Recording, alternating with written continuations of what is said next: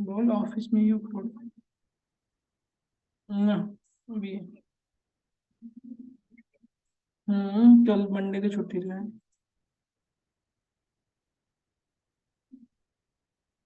हम्म। हम्म, ठीक काम करे थे ऑफिस से निकल।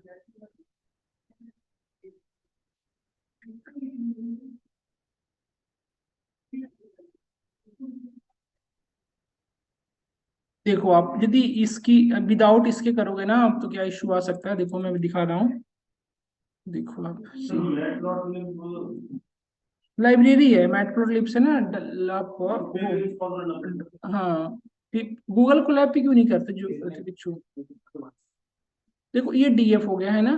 तो मैंने बताया था आपको कि बॉक्स प्लॉट ड्रा करने के लिए क्या यूज करते हो। PLT dot box plot. Directly box plot लिखा आपने और यहाँ पे डेटा को पास कर दो, डेटा का नाम क्या था आपका डीएफ। देन सी ये आपको बॉक्स प्लॉट ड्रा कर देगा, this is your box plot है ना दिस। तो आप देख रहे हो कैसा ये इसको ना ये रिप्रेजेंटेशन थोड़ा डिफरेंट हो गया ना। एक और लाइब्रेरी होती है सेम थिंग्स ड्रा करने के लिए, सीबोर्ड ना आपने सुना होगा या फिर देखो दोनों का सेम नेचर है। बट दोनों में ना थोड़ी सी डिफरेंस देखिए कैसे वर्क करेगा, CNS SNS। ठीक है। अब देखो यदि आपने SNS के थ्रू यदि बॉक्स प्लॉट ड्रा कराया, suppose SNS dot box plot. सारी चीजें इससे भी कर सकते हो, बार चार्ट बॉक्स प्लॉट सारे, और इसके अंदर डेटा पास कर दो DF, then see the result. आप रिजल्ट देखो किस तरह से ये इससे ज्यादा बेटर ये है या ये कौन सा से बेटर है, आप देख पा रहे होगे। बीसी बॉन्ड अलग डिफरेंट है ना। तो हाँ तो ये था मैटप्लोट्लिब पहले बहुत ज्यादा यूज होता था, बट कुछ टाइम बाद इसकी ना कुछ प्रॉब्लमेटिक को रिजॉल्व नहीं किया गया, तो लोगों ने भी धीरे धीरे करके इसको यूज करना ही बंद कर दिया। तो मैटप्लोट्लिब अपनी जगह पे यूज होता है। Seaborn SNS dot box plot.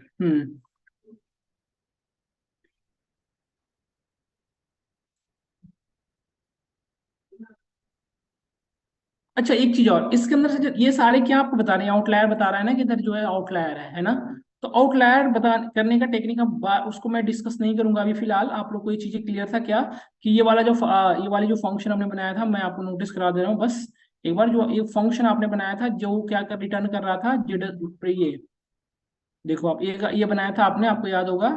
Q1 Q3 यहाँ से एक दो आपने वेरी वो बना लिया लिस्ट। और यहाँ से Q1 Q3 क्या था आपका first quartile, Q1 first quartile और Q3 क्या था सेकंड क्वार्टाइल। IQR क्या था इंटर क्वार्टाइल रेंज है ना। Q3 माइनस Q1 है। LT और UT क्या था लोअर फेंस अपर फेंस, या लोअर थ्रेशोल्ड अपर थ्रेशोल्ड, इसको दोनों कह सकते हो। लोअर थ्रेशोल्ड की इक्वेशन क्या थी Q1 माइनस 1.3 इंटू IQR, और अपर थ्रेशोल्ड की वैल्यू ये थी है ना। तो यहाँ पे हम जो चीजें फिक्स कर रहे थे कि हम अपने डेटा पे क्या फिक्स कर रहे थे कि इसके बीच की जो लोअर थ्रेशोल्ड और अपर थ्रेशोल्ड के बीच की जो डेटा है वो डेटा हमारा एक्चुअल डेटा है, उसके बाहर की डेटा अपर थ्रेशोल्ड से लेस डेटा, और अपर थ्रेशोल्ड से बाहर की डेटा और लोअर थ्रेशोल्ड से लेस डेटा हमारे लिए क्या था आउटलायर था है ना। तो ये चीजें आपने ये इस तरह से वर्क करके आपने फाइंड किया था। देन जेड स्कोर में हाँ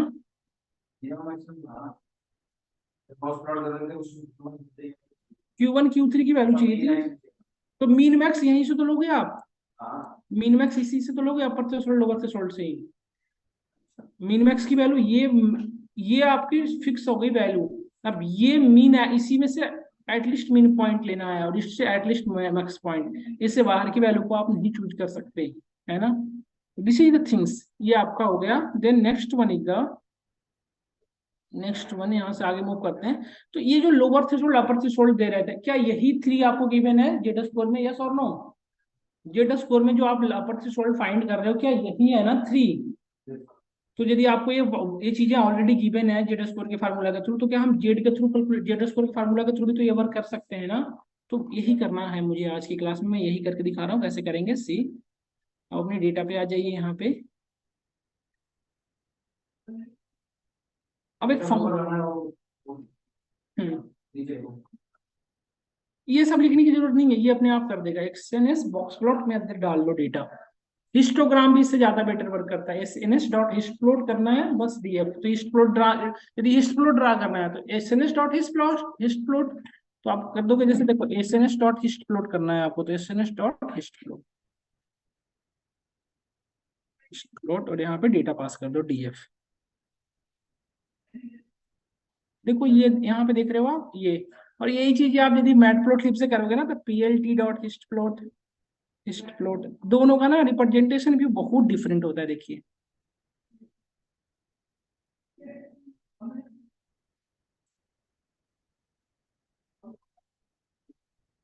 नहीं नहीं, अच्छा मैटप्लॉट ऐसा ही गलत आ रहा है, hist plot, hist plot, hist plot PLT dot, अच्छा ये एसएनएस से ही कर सकते हैं हिस्ट प्लॉट को ड्रा करने के लिए, आप एसएनएस से ही करना पड़ेगा, कुछ चीज उसके अंदर अवेलेबल भी नहीं है ना। तो हमने ये ड्रा कर लिया, देन सी। अब इस पे हम जेड स्कोर कैलकुलेट करते हैं, कैसे करेंगे, सी एक अगेन एक फंक्शन क्रिएट कर लेते हैं जिस जो आउट ये जेड स्कोर का फार्मूला पे वर्क कर जाएगा। डेफ फंक्शन क्रिएट करते हैं सिंपली, डेफ डिटेक्ट आउटलायर करके एक फर्म, कुछ भी दे लें आप, डिटेक्ट आउटलायर या अपने अकॉर्डिंग कुछ भी ले लो आप, डिटेक्ट आउटलायर। देन फंक्शन में जो पैरामीटर क्या पास करना होता है, डेटा ही तो पास करते हैं, आप तो आपने पास किया एक डेटा बना लिया, डेटा एक वेरिएबल बना लिया एंड सी। अब यहाँ पे थ्रेशोल्ड की वैल्यू तो गिवन है हमारे पास, है ना, थ्रेशोल्ड तो गिवन है, तो हम एक लोअर थ्रेशोल्ड या कुछ भी ऐसे लिख दो, आप थ्रेशोल्ड ही लिख दो, ज्यादा बेटर रहेगा। आपको याद भी रहेगा कि क्या था थ्रेशोल्ड, थ्रेशोल्ड हमने कर दिया क्या, 3। ये देखो यहाँ पे मैं फिर से बता रहा हूँ, आप देखो यहाँ पे ये कोई कीवर्ड नहीं है, आप स्क्रैच से बना रहे हो खुद से, है ना। देन जेड स्कोर की फार्मूला आपको याद हो तो क्या था, x i minus, Z score का फार्मूला क्या था, x i minus mu divided by sigma, यही था ना जेड स्कोर का फार्मूला। इसी को इम्प्लीमेंट करना है हमें। तो हमें क्या क्या चाहिए, एक्स आई चाहिए, म्यू चाहिए, तो म्यू सबसे पहले म्यू कैलकुलेट करना पड़ेगा ना डेटा का। तो डेटा का कैलकुलेट कैसे कैलकुलेट करते हैं, मीन कैसे कैलकुलेट करते हैं डेटा का, बताइए, mean equals to what, NP dot mean ना, भूल गए, एनपी डॉट मीन, और जिसका कैलकुलेट करना है उसको पास कर दो इसके अंदर, है ना। देन हमने मीन कैलकुलेट कर लिया। हाँ नहीं, अभी तो फंक्शन बना रहे हो ना, ये तो डीएफ, हाँ ये डेटा के अंदर जो पास करोगे डीएफ, डीएफ बन जाएगा, डेटा का जो वैल्यू पास कर दो, है ना। देन सेकंड थिंग्स क्या फाइंड करना है आपको, सिग्मा। सिग्मा क्या था, स्टैंडर्ड डेविएशन। तो स्टैंडर्ड डेविएशन किसका फाइंड करना है, अपने डेटा का, है ना। तो स्टैंडर्ड डेविएशन फाइंड करने के लिए मैंने एस टी लिख लिया। इसके लिए भी यूज करते हैं NP dot S T D, S T D क्या कैलकुलेट करा देता है, स्टैंडर्ड डेविएशन, ठीक है। स्टैंडर्ड डेविएशन किसका आपको कैलकुलेट करना है, डेटा का, तो हमने डेटा पास कर दिया इसके अंदर, जिसका भी पास, जिसका भी पर्टिकुलर कॉलम को करना हो तो पर्टिकुलर कॉलम को भी यहाँ से कर सकते हैं। देन नेक्स्ट वन था हमारा, ये हो गया कैलकुलेट। देन नेक्स्ट वन क्या फाइंड करना है, एक्स आई म्यू हो गया, सिग्मा हो गया, एक्स आई। एक्स आई तो डेटा के अंदर का पॉइंट, डेटा पॉइंट है, तो उसको तो हम एक ही करके लेंगे ना, तो हम लूप चला देंगे डेटा के अंदर। Now for I in data, है ना। अब जेड स्कोर इसके अंदर कैलकुलेट करेंगे, क्योंकि हर एक वैल्यू का जेड स्कोर कैलकुलेट होना है ना। तो जेड स्कोर यहाँ पे कैलकुलेट करो आप, जेड लूप के अंदर कैलकुलेट करना रहे बेटर रहेगा या बाहर, आप लोग बताओ, जेड स्कोर कहाँ, तो लूप के अंदर ही है ना। तो z score is equal to what, क्या फार्मूला लगाना है, x i, x i minus, x i कहने का सेंस आई हुआ ना यहाँ पे, i minus what mu, mu तो गिवन है, मीन, मीन तो एक ही बार है, डिवाइडेड बाई, इसको आप ब्रैकेट के अंदर कर लो, divided by what, sigma S T D, है ना। एस टी डी को आप डिवाइड कर दो, एस टी डी, है ना। तो ये जेड स्कोर आएगा यहाँ पे, जेड स्कोर। अब यहाँ पे जेड स्कोर की वैल्यू यदि 3 से बड़ी है, दैट मीन्स आउटलायर है, कह सकते हैं ना सिंपली, यस और नो, बस। जे हम कहेंगे कि जेड जेड स्कोर जो वैल्यू, जो भी वैल्यू आ रही है, हर एक डेटा पॉइंट का जेड स्कोर आएगा ना। यदि वो जेड स्कोर की जो पॉइंट आ रही है, जेड स्कोर जिस जिस डेटा सेट का, वो 3 से बड़ा है, वो डेटा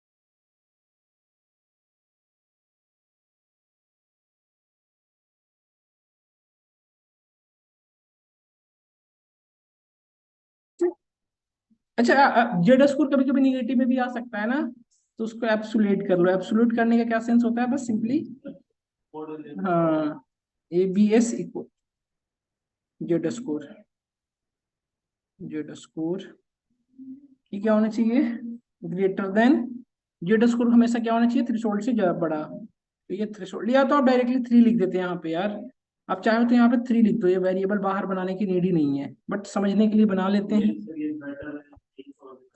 है ना। देन जेड स्कोर आपका, जेड स्कोर यदि ये है, यदि वैल्यू बड़ी है, तो क्या है, आपका आउटलायर है। तो आउटलायर क्या नहीं है, ये आप चाहो तो एक फंक्शन के अंदर ही वो बना लो आप, ब्लैंक, वो आउटलायर नाम का एक बना लो आप सिंपली, लिस्ट। और क्लीन डेटा ना के नेम के भी बना लो आप लिस्ट, क्लीन डेटा के नेम का भी एक लिस्ट बना लो, ब्लैंक लिस्ट। ठीक है। देन थ्रेशोल्ड के अंदर आया आपने, आप यदि ये कंडीशन ट्रू है, तो ये कंडीशन ट्रू है, देन किसके अंदर ऐड होना चाहिए, आउटलायर के अंदर, है ना। Outlier dot append what I, है ना।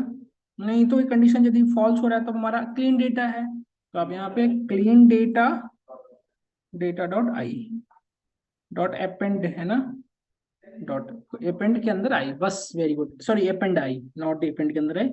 नाउ अबर, हाँ सॉरी, अभी हमें वैल्यू भी तो रिटर्न करानी पड़ती, बट कोई नहीं, हमें आउट क्लीन डेटा और ये वैल्यू तो नहीं आएगी, अभी वैल्यू रिटर्न करनी भी चाहिए हमें, तो वैल्यू रिटर्न हम करा दे रहे हैं सिंपली, रिटर्न, क्या क्या करना है, outlier, outlier and what, return outlier and clean data, दोनों को रिटर्न करा दो आप,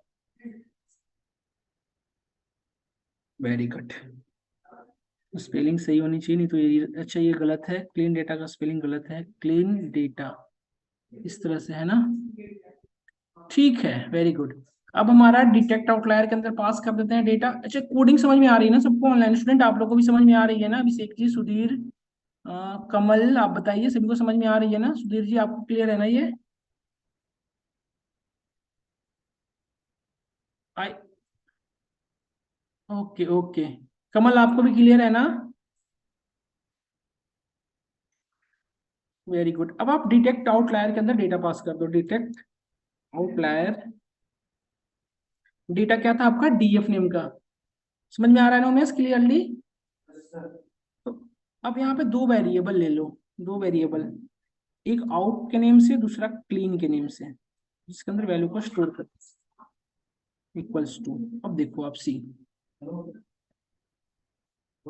आउट, यहाँ पे क्लीन,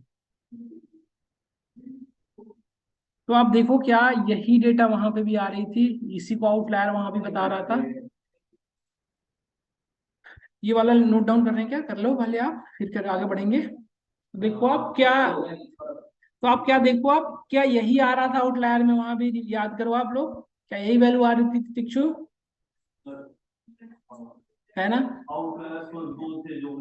हाँ, और देखो यही वैल्यू आ रही थी ना 10 से 10 के बीच में, देखो आप, एक और आउटलायर आ रहा है 102, कैसे आ रहा है, ये कैसे इसके अंदर आ जा रहा है,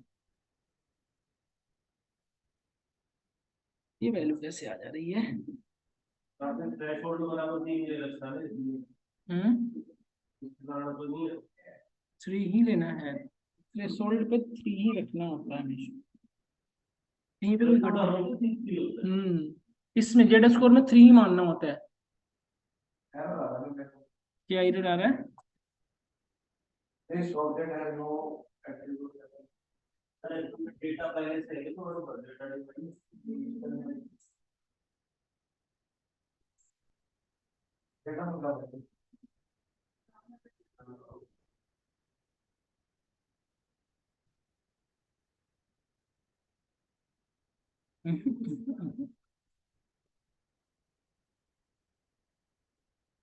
ऐसे तो करना नहीं चाहिए, ऐसे कैसे पॉसिबल है, clean data NP dot mean आपने फाइंड कर लिया, सिंपल मीन यहाँ से फार्मूला होता है एक्स आई माइनस म्यू, तो एक्स आई तो ये हो गया, आई इन डेटा, डीएफ के अंदर जाके चेक करेगा, आई माइनस मीन, मीन में आपने कैलकुलेट कर रखा है एनपी डॉट मीन, और डेटा का जो भी पास होगा, है ना, then standard division data is equal to this, and now clean data में ये रखना है, अपेंड डेटा में ये रखना है।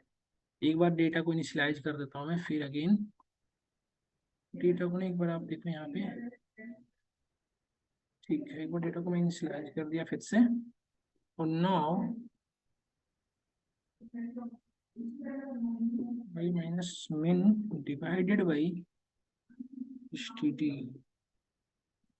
देन यहाँ पे डेटा पास कर दिया हमने। ये गड़बड़ हो रही है, इसमें एक ऐसी पॉइंट है जो कि आउटलायर है, तो स्टिल ये जेड स्कोर फाइंड नहीं कर पा रहा है उसे, है ना। तो this is the drawback actually, नहीं जेड स्कोर का एक ड्रॉबैक है कि तीन एक ही आ रहा है। नहीं, देखो सही से करके देखेंगे, एक बार करो आप।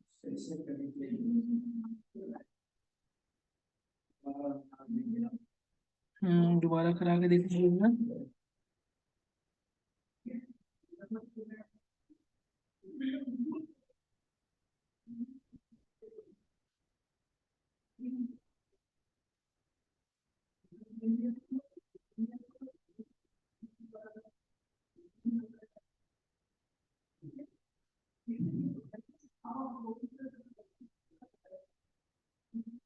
ऐसी प्रॉब्लम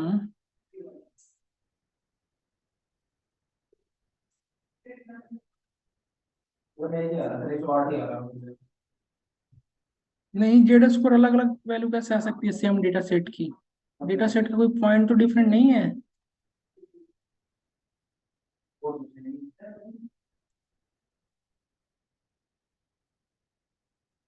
एक सेकंड देखता हूँ मैं फिर से करके।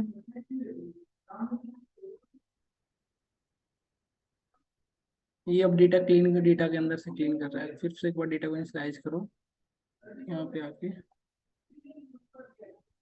102 भी तो था इसके अंदर।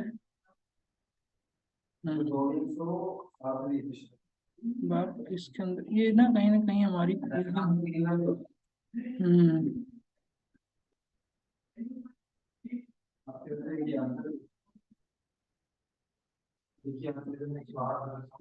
और ये क्या हो रहा है, क्लीन 108 बता रहा है।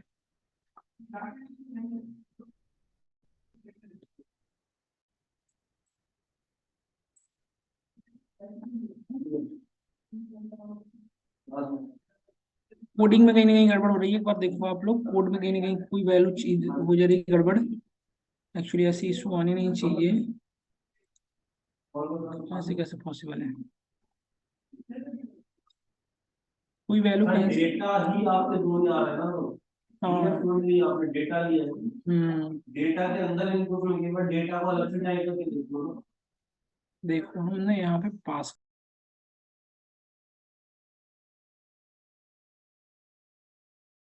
मेरे साथ डेटा ही अपने आप में। और यहाँ पे ये ना सब ऊपर, हाँ तो ये डीएफ पास कर रहे हैं ना ये पैरामीटर इसके अंदर। वेट, क्या कह रहे हो, फिर से बताना दीक्षु, आप क्या कह रहे हो? आप एक ही डेटा है।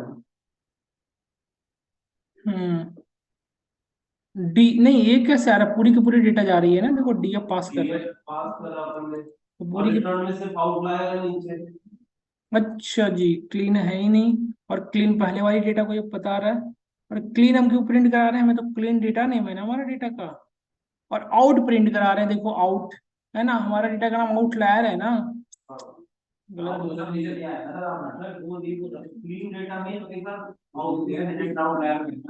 आउटपुट तो ले ना सर। देखो एक सेकंड, नहीं ये करके देखा था हमने सारी चीजें, बट ये वेरिएबल अच्छा लिया था हमने आउट और क्लीन के अंदर ये डेटा, एनपी नॉट डिफाइंड। अच्छा, हमारी अब लाइब्रेरी सब वो हो गई होगी ना, चलो एक बार सारी लाइब्रेरी को इंपोर्ट करा लें। यहाँ पे मैंने करा रखा था तो उसी को रन करा देता हूँ सिंपली। ये हमारी लाइब्रेरी थी सारी, इसको इंपोर्ट करा दूँ। Now come here and just execute this line again. ठीक है, डन, ये चला दिया मैंने। आउट के अंदर ये डेटा आ रही है, दो ही डेटा को फाइंड कर पा रहा है। हाँ, अब आ गई। बट स्टिल वन इशू, इसको नहीं फाइंड कर पा रहा ये।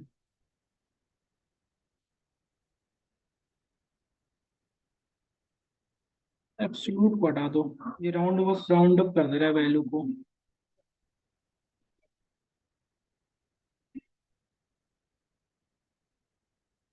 just wait. Same.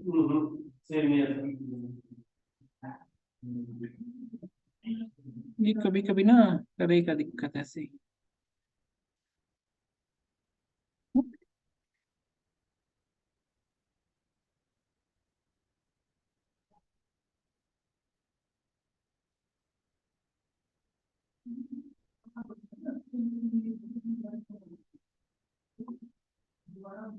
ये जो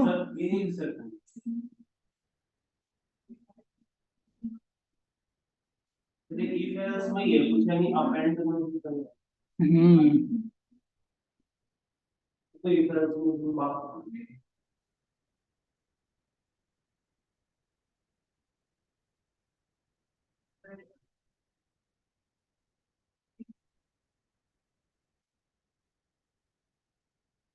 हम्म किसी को कुछ पकड़ में आ रहा है। एक कोड में गड़बड़ है कहीं ना थोड़ी सी मिस्टेक हो रही है कहीं ना कहीं, जिसकी वजह से वैल्यू को फाइंड नहीं कर पा रहा है। हाँ।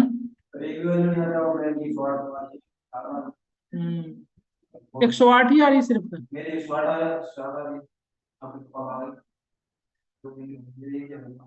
नहीं नहीं ऐसे नहीं हो सकता, एक बार वो चेक कर दिखाना आप मुझे, कोड ऐसे कैसे पॉसिबल है। कितना है।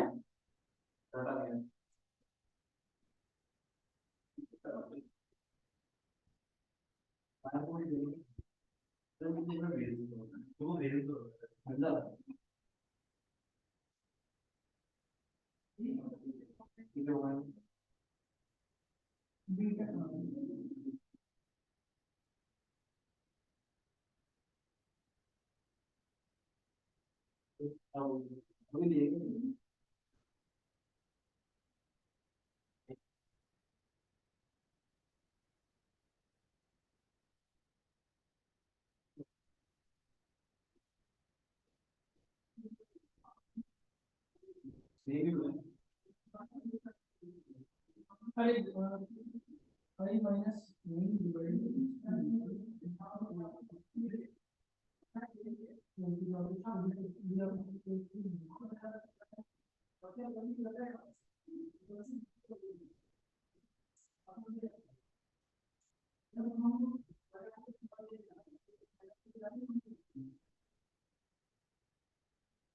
नहीं नहीं नहीं किया हूँ। तो कभी कभी ना इस टाइप की प्रॉब्लम आपको सामने फेस करने को मिलती है, बट ये करना नहीं चाहिए ऐसा। आप लोग भी कर रहे हो कोई ऑनलाइन स्टूडेंट, कमल सुधीर आप लोग भी कर रहे हैं क्या कोई प्रैक्टिस साथ के साथ। नो।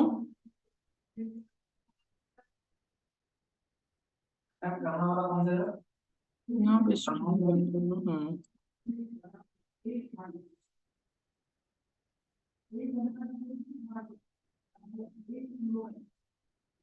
102 को फाइंड नहीं कर पा रहा है, सिर्फ उसको कैच नहीं कर पा रहा।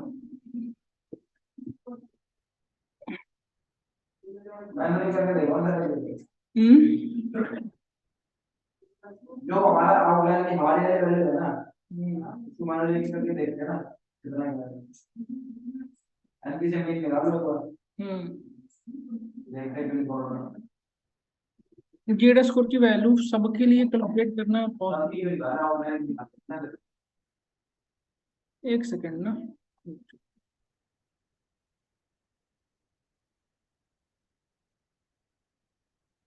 Print Z score.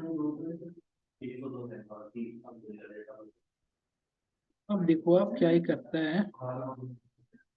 जेड अच्छा जेड स्कोर की वैल्यू ही नहीं आ रहा है इसमें, देखो दिक्कत आ रही है। ये क्या, देखो यहाँ पे जेड स्कोर की वैल्यू कैलकुलेट नहीं कर पा रहा है यहाँ पे ये। इन डेटा डेटा ये फंक्शन को कॉल करेंगे तब तो हमें प्रिंट करेगा, सॉरी। हम्म क्या कर रहे हैं हम भी, वेट फ्यू सेकंड्स। ये हम फंक्शन को कॉल इसको कराया। जेड फोर लूप से पहले जेड स्कोर प्रिंट कराना। वही प्रिंट करा रहा हूँ 0.3 फोर जीरो लूप से पॉइंट पहले पहले। फोर लूप से पहले जेड स्कोर क्यों करेंगे, जेड स्कोर हर एक वैल्यू का कैलकुलेट करते हैं ना नहीं, किसी की। बाइट पर जीरो तो आनी चाहिए ना। क्या आनी चाहिए। जीरो। जीरो क्या जेड स्कोर की वैल्यू। हाँ, फोर लूप से पहले अगर प्रिंट कराएंगे तो। नहीं, जेड स्कोर की वैल्यू 0 क्यों आएगी? हमने यहाँ पे यहीं पे इस वैल्यू को डिफाइन, देखो जेड स्कोर एक वेरिएबल है ना, इसको यहाँ पे मैंने डिफाइन अच्छा। किया और यहाँ पे इसमें वैल्यू असाइन कर रहा हूँ, तो जेड स्कोर पहले यूज ही नहीं कर पाएंगे ना, अनडिफाइंड बताएगा आपको। हाँ ठीक है, ठीक है सर। देखिए ये वैल्यू आ रही है -0.333333, 3 से ग्रेटर तो हो ही नहीं रही है, 3 से ग्रेटर ये तीन वैल्यू है देखो, ये वैल्यू 3 से ग्रेटर है, ये वैल्यू 3 से ग्रेटर है, सही तो आ रहा ही है। फिर इसको और ये वैल्यू, देखिए प्रॉब्लम ये है ना कि जेड स्कोर की इसकी वैल्यू 3 से लेस हो रही है, तो इसको कैसे आउटलायर पकड़ पाएगा ये? समझ रहे हो, जेड स्कोर की वैल्यू ही लेस हो रही है 3 से, और हम आप हमारा जेमसन 3 था, तो ये इसको जेड स्कोर कैसे ट्रीट कर पाएगा? तो जेड स्कोर में ये प्रॉब्लम है, कभी कभी ये नहीं फाइंड कर पाता, देख रहे हो इस केस में, रियलिस्टिक एग्जांपल की बात कर रहे हैं हम लोग, देखो आप देख रहे हो ना, ये कैसे फाइंड कर पाएगा? आपने तो फार्मूला ही बता रखे हो ना कि 3 से। लेकिन बात वो भी तो है ना कि ये जो बाहर से डेटा निकालता है, जो जेड स्कोर वाला आप बता रहे हैं, तो हम थ्री सिक्स इधर और थ्री सिक्स इधर ले और निकाल रहे हम्म। हैं जेड स्कोर से। 3 सिग्मा, हाँ हाँ। थ्री सिग्मा इधर और थ्री सिग्मा इधर, तब भी तो वो 0.3% भी हटाते हैं ना, हम्म 0.03%। हम्म पर 0.05% में भी ये लाई कर रहा है, तो इसमें करेगा। हम्म। तो ये है, आप देखा, अब क्लियर हो गया आपको। एक बार ये आपने ये क्या लिखा था स्क्रीन को? हमने प्रिंट जेड स्कोर को करा दिया सिंपल, इसके लिए प्रिंट जेड स्कोर की वैल्यू मैं एक्चुअली देख रहा था कि क्या आता क्या है हमारा, वो मैं चेक कर रहा था हर एक वैल्यू का, तो हर एक वैल्यू का जेड स्कोर प्रिंट कर रहा है ये, तो देखिए इसको ये आउटलायर नहीं ट्रीट कर रहा है, क्योंकि 3 से लेस है ना, जिसको भी आपको 3 से लेस पे करना है तो आपको क्या लिखना पड़ेगा, 2, 2 से लेस पे यदि आपने थ्रेशोल्ड वैल्यू, बट वो वैलिड नहीं है, यदि अपने अकॉर्डिंग आप 2 यहाँ पे कर दिए, वो वैलिड ही नहीं है, वो हमारे हम लोग के लिए कन्वीनियंट के लिए तो ये समझ जाएगा कि 2 ठीक है, आप सब अपने अकॉर्डिंग लिख रहे हो, लेकिन आगे जाकर ये चीजें सही नहीं रहेगी, आपको यहाँ से देखो ये फाइंड कर पाएगा, आप देखो सी, है ना, यदि आपने 2 किया देन ये किसको फाइंड कर रहा है?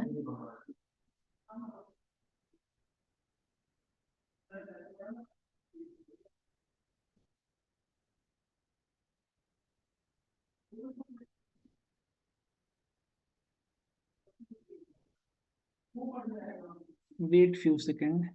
अच्छा यार, हम लोग 3 से ग्रेटर होनी चाहिए।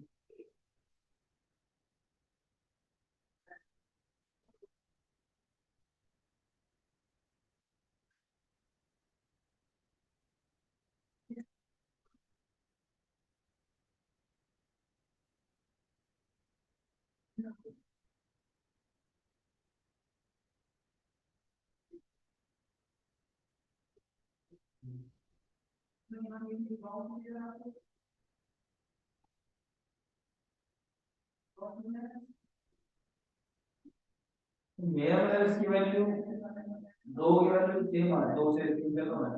हम्म।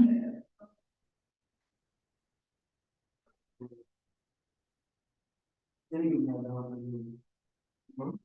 दो आदमी ले लेते हैं। हाँ, मैंने देख लिया क्योंकि मेरे में ये वाली भी कम है, एक 2.9 समथिंग है, एक 2.051। हाँ तो इसका मतलब तेरे डेटा का मतलब मेरे पास अभी ये करवा देंगे पीएलटी का और एक्स्ट्रा जो कुछ सवाल पीएलटी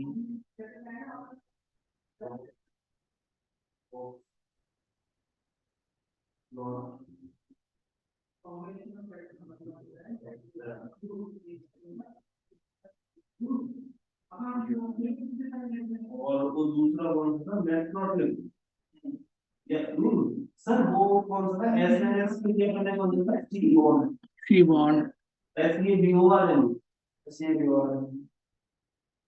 ये आपने देखा वैल्यू इस तरह से आ रही है, तो इसमें हम जो कह रहे थे कि जो वैल्यू 3 से ग्रेटर है वो सारे के सारे क्या हैं, आउटलायर हैं। छोड़ने का नहीं ना। हम्म। थ्रेशोल्ड के थ्रू फिर तो कर ही लेंगे हम, L T U T find कर लिया देन हम कर लेंगे, बट इसमें ना एजम्पशन है कि 3 मान लो आप, 3 के थ्रू करना पड़ता है, हार्ड बट डाटा के लिए तो अलग होगा हाँ नहीं, सबके लिए सेम फिक्स है, जेड स्कोर पे हमेशा जेड थ्रेशोल्ड 3 रखते हैं only। उसकी वैल्यू 3 रखनी होती है, फिक्स है ये, कांस्टेंट वैल्यू है ये। तो यहाँ पे देखो ना आप, 2.96, 0.36, ये सारी वैल्यू 3 से ग्रेटर है।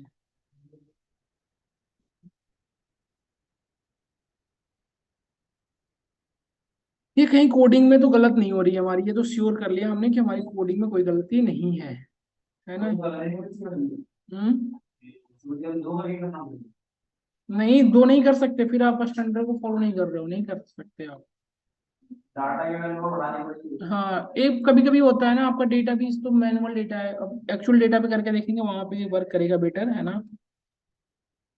बट ये करना चाहिए यार, इस पे भी करना चाहिए, ऐसा नहीं है, हार्ड ऐसी वैल्यू पे तो करनी चाहिए। आउटलायर आई है, एंड मैंने यहाँ पे बाहर आके आउटलायर को रिटर्न करा रहा हूँ, रिटर्न आउटलायर। कोडिंग में कोई गलती नहीं है, गट मिस्टेक नहीं है, मैं वही चेक कर रहा था कि मैं कहीं कोड में तो कोई मिस्टेक नहीं हो रही है। तो यहाँ पे देखो आप,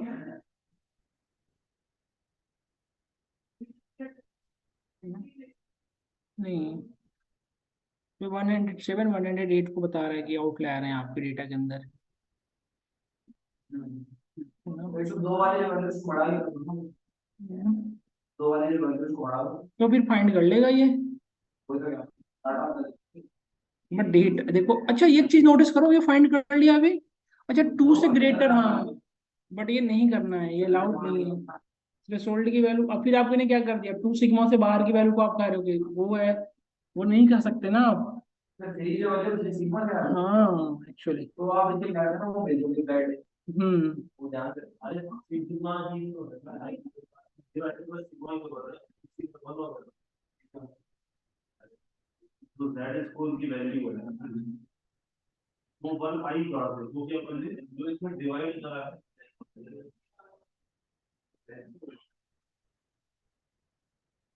ऐड में अब क्या करो, आप पूरी जेड स्कोर को एक जगह स्टोर करा के यदि इसका मीन कैलकुलेट करेंगे ना, तो आप फाइंड ये करेंगे कि जो मीन वो 0 आ रहा है और सिग्मा 1 हो जाएगा इसका। तो ये जैसे ये जेड स्कोर है ना, इन सारे जेड स्कोर के एक उसके अंदर एक वेरिएबल ले लो आप, उसके अंदर स्टोर करा दो, ठीक है। जैसे मैं यहाँ पे करके दिखा देता हूँ आपको। एक सपोज मैंने डेटा नाम का या डीएफ, और यहाँ पे देखो मैं क्या कर रहा हूँ कि df डॉट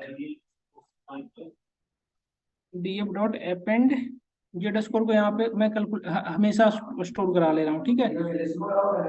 मैं दिखा रहा हूँ आपको कि जेड स्कोर सारे वैल्यू को जब आप जेड स्कोर कर लेते हो ना, सारे डेटा पॉइंट्स को, तो आपका उसका मीन कैलकुलेट करोगे तो 0 आएगा और स्टैंडर्ड डेविएशन 1 आएगा।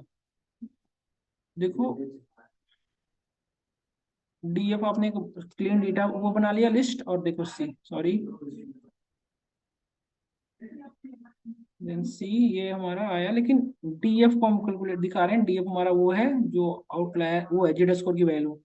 ये डीएफ, अच्छा ये वैल्यू बाहर नहीं आ पा रही है ना, इसे रिटर्न कराना पड़ेगा हमें।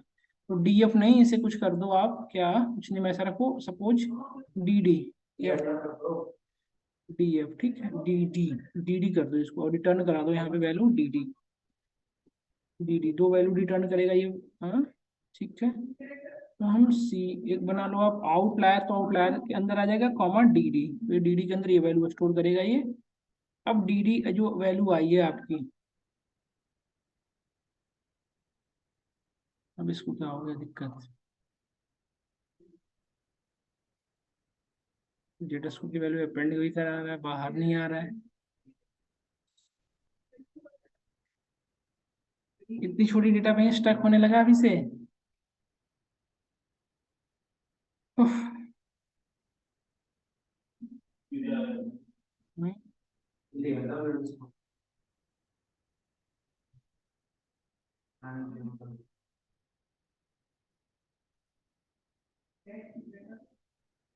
पहले इसी को नाम को दिया वाला था, मैं फोल्ड नहीं करना, ये डीडी आपने काम कराया है। अच्छा अच्छा अच्छा, गड़बड़ हो गई है। ये कंफ्यूज हो रहा है कि अपेंड कराऊं कहाँ इसको, है ना। इंटरप्ट कर दो एग्जीक्यूशन को, रिस्टार्ट करने की नीड नहीं है, इंटरप्ट कर दिया हमने। और यहाँ पे डी लिखना है ना आपको, डी डॉट अपेंड, आप समझ पाएगा ये। वैल्यू को अपेंड नहीं कर पा रहा था, अब कर लेगा इजली। वही तो सोचूंगी, 2 सेकंड की डेटा इतनी टाइम थोड़ी लगा एग्जीक्यूशन करने में। ये पूरी की पूरी आई है क्या, जेड स्कोर की वैल्यू, है ना। अब मीन ऑफ डी करो, एनपी डॉट मीन,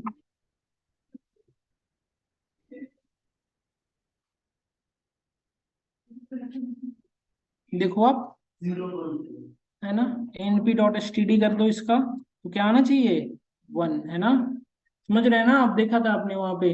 तो देखो आप, अब जो 0.9 है प्रॉक्स 1, है ना, यस और नो।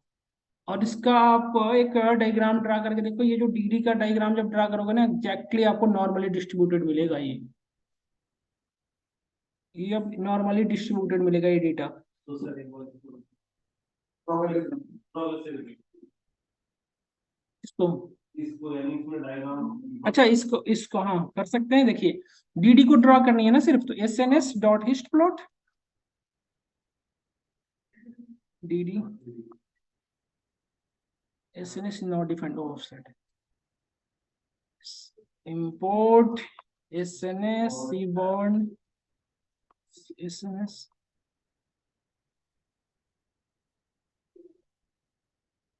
देखो आप सी,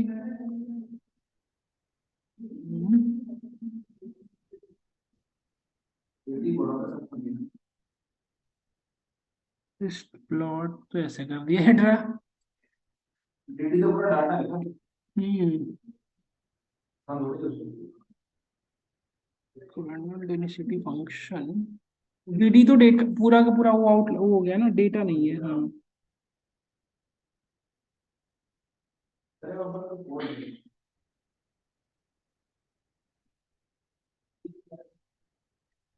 बता रहा हूँ, कर्नल डिस्ट्रीब्यूट, ये गलत है ना, ये नहीं कर नहीं पाया। इस डॉट लाइन चार्ट,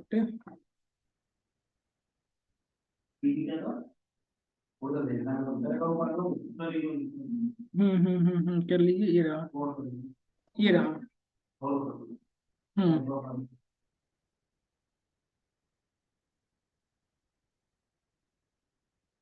देख लिया। अब आगे बढ़े, मूव करें नेक्स्ट वन पे। एक बार लिख लो आप सब, फिर करते हैं।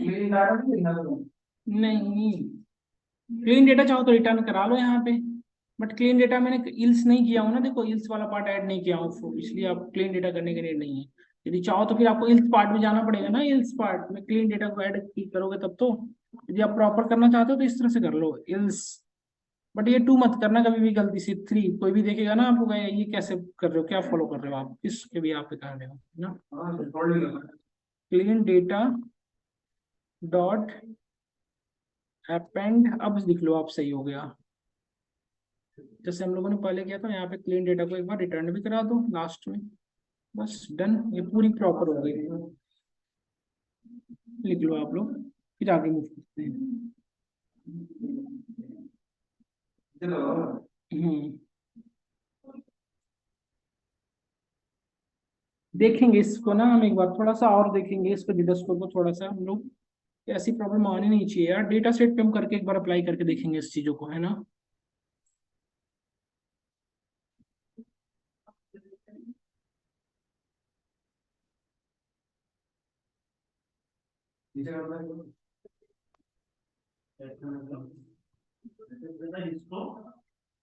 ये तो फंक्शन को कॉल कर रहे हैं ना मैं एससी में सीधा, इसके नीचे dd कॉमा,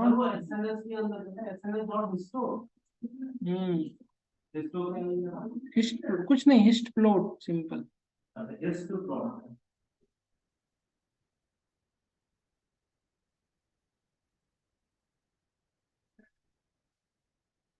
ठीक है, अभी ये हो गया, आप देखो आगे करें आगे। अच्छा एक ना डेटा पे ही करके देख लेते हैं, डेटा हम वो करते हैं यहाँ पे इंपोर्ट, उस पर करके देखते हैं कि क्या सही में जेड स्कोर आपका ऐसी प्रॉब्लम करता है जनरेट। तो एक डेटा इंपोर्ट कर लेते हैं डायरेक्टली, है ना। करें स्टार्ट, हो गया मिस, करें आगे बढ़े।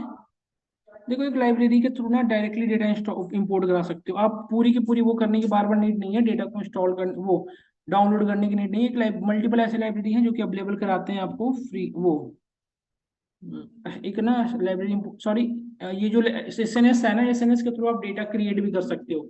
इसमें कुछ डेटा ऑलरेडी वो है बना, वो गिवन है, उसके थ्रू हम डेटा इंपोर्ट करा सकते हैं। जैसे आप कर लो sns.load, यहाँ से डायरेक्टली लोड डेटा कर सकते हो, लोड डेटा सेट, लोड आपको करना है डेटा सेट डेटा सेट में यहाँ पे हिस्ट्री प्लॉट में 10 के आसपास चला गया डेटा कौन सा है, टिप्स।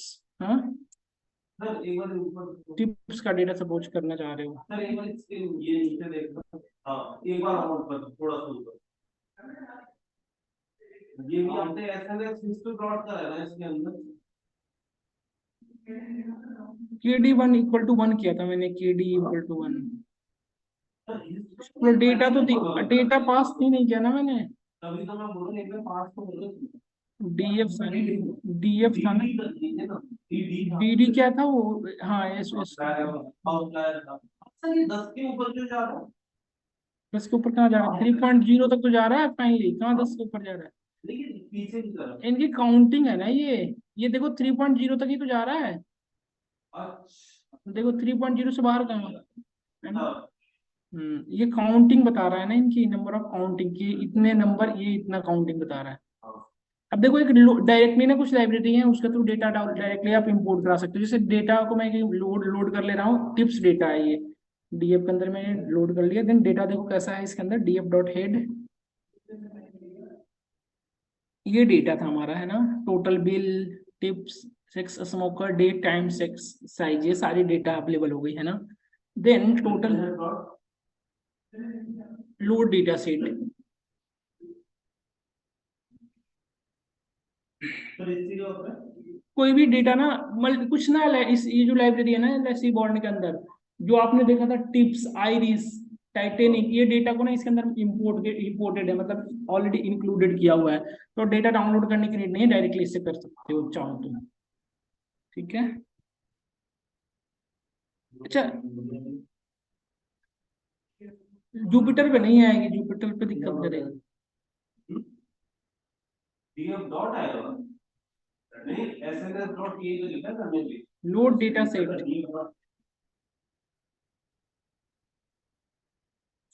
शुरू के 5 है ना, आ गया डेटा है ना। अच्छा, इसमें से मीन मीडियन मैं फाइंड करने के लिए बोलूँ तो आप कर लेंगे ना इजली, है ना। SNS डॉट प्लॉट, इसका सपोज मैं DF ऑफ टोटल बिल का फाइंड करना चाह रहा हूँ।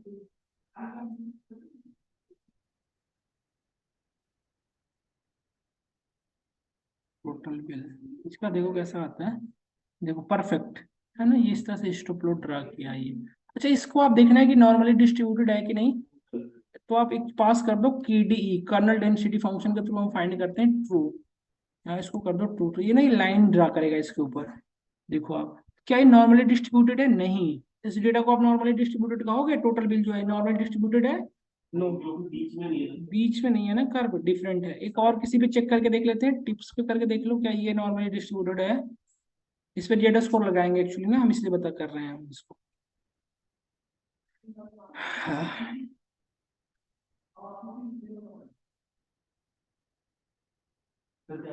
अब टिप्स पे कर, आप लोग करके देखो किसी पे भी, उमेश किसी पे भी बंद करे। ये क्या करता है ना, KD, इस जो लाइनिंग देख रहे हो ना आप, ये इसको पास करता है KD। यदि आप KD नहीं लिखे तो लाइनिंग नहीं ड्रा हो पाएगी। कर्नल डेंसिटी फंक्शन, हाँ। देखो इसकी, ये तो बिल्कुल ही नहीं है नॉर्मल डिस्ट्रीब्यूटेड, देखो टिप तो बिल्कुल ही नहीं है, डिफरेंट है। सब पे आप करके देखो ना, एक करके देखना, ठीक है। इसकी ना मिलेगी नहीं, आयरिश डेटा सेट पे मुझे याद है कि उसमें मिलती है, तो आयरिश डेटा सेट को लोड कर लेते हैं, ठीक है।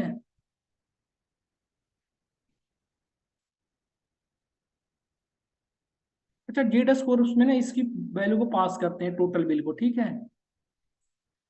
समझ रहे हो आप क्या करना चाह रहे हैं हम, जेड स्कोर के थ्रू फाइंड करने का ट्राई कर रहे हैं टोटल बिल को। इसको एक मैंने यहाँ पे D1 करके स्टोर कर ले रहा हूँ, D1 is equal to this. And now हम बनाए थे क्या, डिटेक्ट आउटलायर बनाए थे ना ऊपर में, फंक्शन का नेम, फंक्शन का नेम क्या था, हमने जो जेड स्कोर फाइंड करने के लिए जो आपने बनाया था उसका नेम क्या था, डिटेक्ट आउटलायर ना, आई थिंक। इसको कॉल कर दो यहाँ से।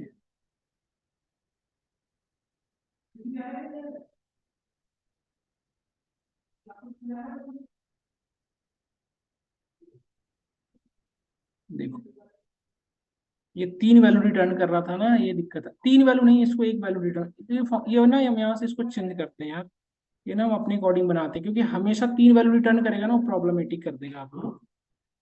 इसको हम इस डेटा, अपनी जो डेटा सेट थी ना हमारी, ये वाली डेटा टोटल बिल, इस पे हम करने का ट्राई करेंगे।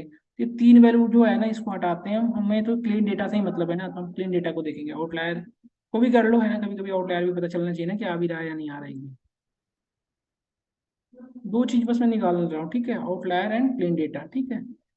अब ये साइन ब्लाइंड करने की नीड नहीं, हटा दो इसकी, ये मैं समझाने के लिए बताया था कि करना क्या था, इस सब की नीड नहीं है ना।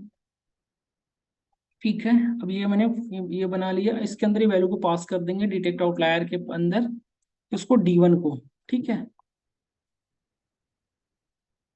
ये आपने लिखा, सपोज यहाँ पे आउट कॉमा क्लीन, दो ये दो वैल्यू रिटर्न कर रहा है फंक्शन आपका। इसके अंदर पास क्या करना है, डेटा क्या है आपका, D1 नेम से था ना, D1 आपने पास कर दिया, वेरी गुड। आउट में क्या है, आउट के अंदर कोई वैल्यू आई भी है, कैन सी। ये सारे आपका आउटलायर बता रहा है कि ये सारे आउटलायर हैं, और क्लीन डेटा के अंदर देखो क्या बता रहा है ये, D1 आउट वो है आपका डेटा, देखो ये सब आपका डेटा आ रहा है, देखो परफेक्टली वर्क कर रहा है ये सी फिर। ये है ना आपका ये टोटल बिल को, अच्छा सब तो सारे कॉलम पे एक एक करके करना पड़ेगा आपको, या फिर एक फंक्शन बना लो आप जो कि सारे पे वर्क कर जाए, df.columns, जिसके अंदर सारा कॉलम होगा, अब एक एक कॉलम के अंदर डेटा ही जाके वर्क कर जाएगा, है ना।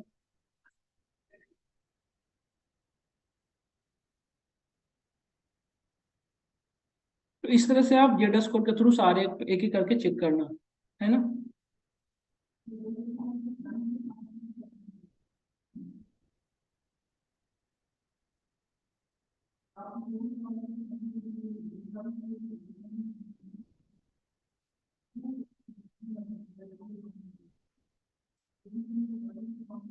अच्छा एक चीज और, ये आउटलायर इस पे वो करके वो बॉक्स प्लॉट ड्रा करके देखते हैं कैसा करता है बॉक्स प्लॉट ड्रा, ठीक है।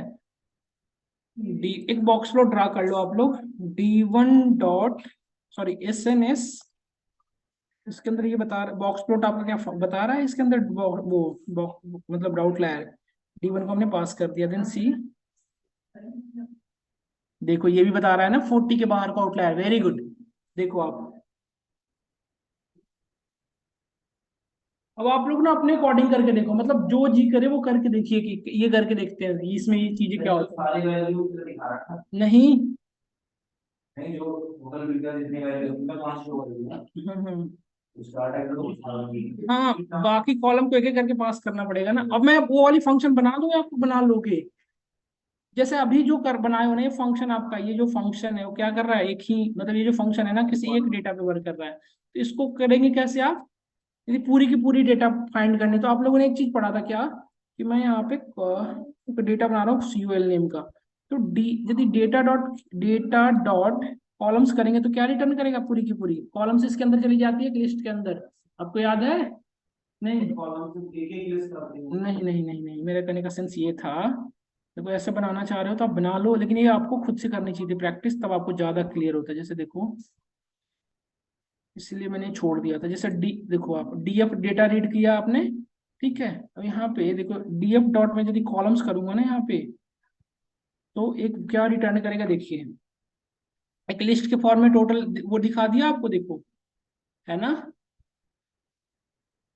इसको D1 में स्टोर कर लिया, सपोज करो कि मैं एक COL के अंदर स्टोर कर लिया, ठीक है।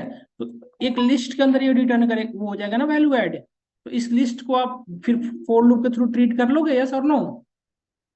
देखो जैसे इसके अंदर ये वैल्यू आ गई है, अब हम क्या करेंगे कि इसके अंदर लूप चला देंगे, टोटल बिल एक एक करके वैल्यू को फाइंड कर लेगा, या इसको आप चाहो तो लिस्ट में कन्वर्ट कर लो सिंपली, लिस्ट के अंदर में देखो आ गई। अब क्या करना है आपको, एक एक के अंदर लूप चला दो, इसके अंदर जाना है ना, समझ रहे हैं आप। तो हम यहाँ पे आएंगे, बट हम यहाँ पे डेटा डॉट कॉलम इसको लिस्ट में कन्वर्ट कर देंगे, लिस्ट में कन्वर्ट करने के बाद इसके अंदर स्टोर कराएंगे इसको, ठीक है। अब आपको क्या करना है, पूरा इन कॉलम फॉर, अब जो डेट आपको लूप चलाना है कहाँ चलाना है, इसके अंदर। इसके अंदर पहले चलेंगे। अब इसके बाद दूसरा काम क्या करना पड़ेगा आपको, इसके अंदर एक वैल्यू पे जाएगा, लिस्ट के एक वैल्यू पे, अब अगेन लूप, ऊपर ही बढ़ा दे दो तो दे। क्यों, फिर जे इन आई, फिर आई के अंदर लूप चलाना पड़ेगा, है ना, और आई के अंदर डेटा है आपका, है ना, बस तो जे इन, ऊपर वाले में हम जे रख दो, नीचे वाले का आई रख दो, फिर उसी से काम करते हाँ ये भी, और ये पूरी की पूरी वैल्यू को डाल दो इसके बाद, हैं। नहीं तो फिर फिर जे तीन दिन तक जे माइनस मीन यही तो करना पड़ेगा बस, और यहाँ पे जे, समझ रहे हैं उमेश, कोड समझा आपने कुछ, सर जे दो कोड समझा आपने क्या किया हूं मैं, एसटीडी बन स्टडी वन कहाँ दिखा आपको, एसटीडी बन देता। हाँ हाँ हाँ, स्टैंडर्ड में क्या था ना, स्टडी ये कीवर्ड था ना, इसलिए मैं सोचा कि स्टडी की वजह से का प्रॉब्लम हो सकता है, इसलिए स्टडी वन करके मैं देख रहा था, बट इससे कोई इफेक्ट तो आया नहीं डेटा पे। अब करके देखो क्या ये सही में वर्क करता है या नहीं करता है ना। अब हमें क्या पास करना है इसके अंदर, पूरी की पूरी, तो ये रिटर्न क्या करेगा यार, ये ठीक है। अब ये दिक्कत है, कुछ ज्यादा ही बड़ा रिटर्न ये वैल्यू में चाहिए नहीं, ये तो पूरे को एक के अंदर कर देगा, ये अब वर्क नहीं करेगा आपका, ये चीजें ये सब गलत हो नहीं जाएगा। सर, ये वर्क तो करेगा, लेकिन इसके अंदर है ना, एक एक के अंदर अपने को करना नहीं। हाँ अब आपको अलग काम करना पड़ेगा, हर एक का काम खत्म हो, फिर हर एक कॉलम, अब आप क्या करो, डेटा को पास करो, डेटा को फिर चेक करो कि वो डेटा क्या था, है ना। वरना तो सर इसके अंदर तो ऐसे ये अभी जो देता था तो ये हो या जाएगा। फिर आप ये करो, आई डॉट रिमूव कर दो उसको, तो बाहर कर दो किसको? एलिमेंट्स को, कि ये जो आउटलायर सब अब ऐड कर रहे थे ना, हाँ। अब हम क्या करेंगे कि डेटा के अंदर से जो आउटलायर मिलेगा उसको हटा देंगे, सिंपल, है ना। तो ये चीजें देखो, जेड स्कोर ग्रेटर देन, और इफ ग्रेटर देन 3 तो आई डॉट रिमूव, आपने पढ़ा था ना ये क्या, ये डेटा डॉट रिमूव फंक्शन आपने पढ़ा था, रिमूव था ना एक, लिस्ट में पढ़े थे रिमूव, वो आई की वैल्यू हटा दो, जो मिल रहा है ना आई उसको हटा दो, हटता चला जाएगा, बस अब कुछ रिटर्न मत कराओ, रिटर्न करा दो लास्ट में डेटा, बस। क्या आपको समझ में आया अब, हम अब कहीं अपेंड ओपेंड नहीं करा रहे, जो वैल्यू से सीधा डिलीट करा दे रहे हैं। देन ये चीज पता कैसे चलेगा हमारे का आउटलायर था कि नहीं, अब देखिए एक चीज इसको ये आपको ये पता ये करना पड़ेगा सबसे पहले, डेटा जो आपने रीड किया था किस नेम से रीड किया था, डीएफ नेम से था ना, तो डीएफ डॉट सेव कर लो, यदि सेव में थोड़ी बहुत डिफरेंस होगी तो दैट मीन्स हमारा आउटलायर डिटेक्ट हुआ है, डिलीट हुआ है। डीएफ डॉट सेव कितना बता रहा है, 244 रो एंड 7 कॉलम, तो इफेक्ट किस पे आएगा, रो पे आएगा, कॉलम पे तो इफेक्ट आएगा नहीं ना इनडायरेक्टली। तो देन अब डेटा को यहाँ पास करके देखो, ये सारी चीजें अब कोई मतलब की रही नहीं है आपकी, डेटा क्लीन ये वगैरह कुछ नहीं रहा, इसको हटा दो आप सिंपली, ये सब कोई काम का नहीं रहा। अब यहाँ पास करो इसको, D1 पास कर रहा हूँ मैं, D1 इज नॉट DF ना, DF क्या आ रहा है इधर यार, non type, oh matching significant signature matching type did not contain a loop with signature on function substruct did not contain a loop with signature, right.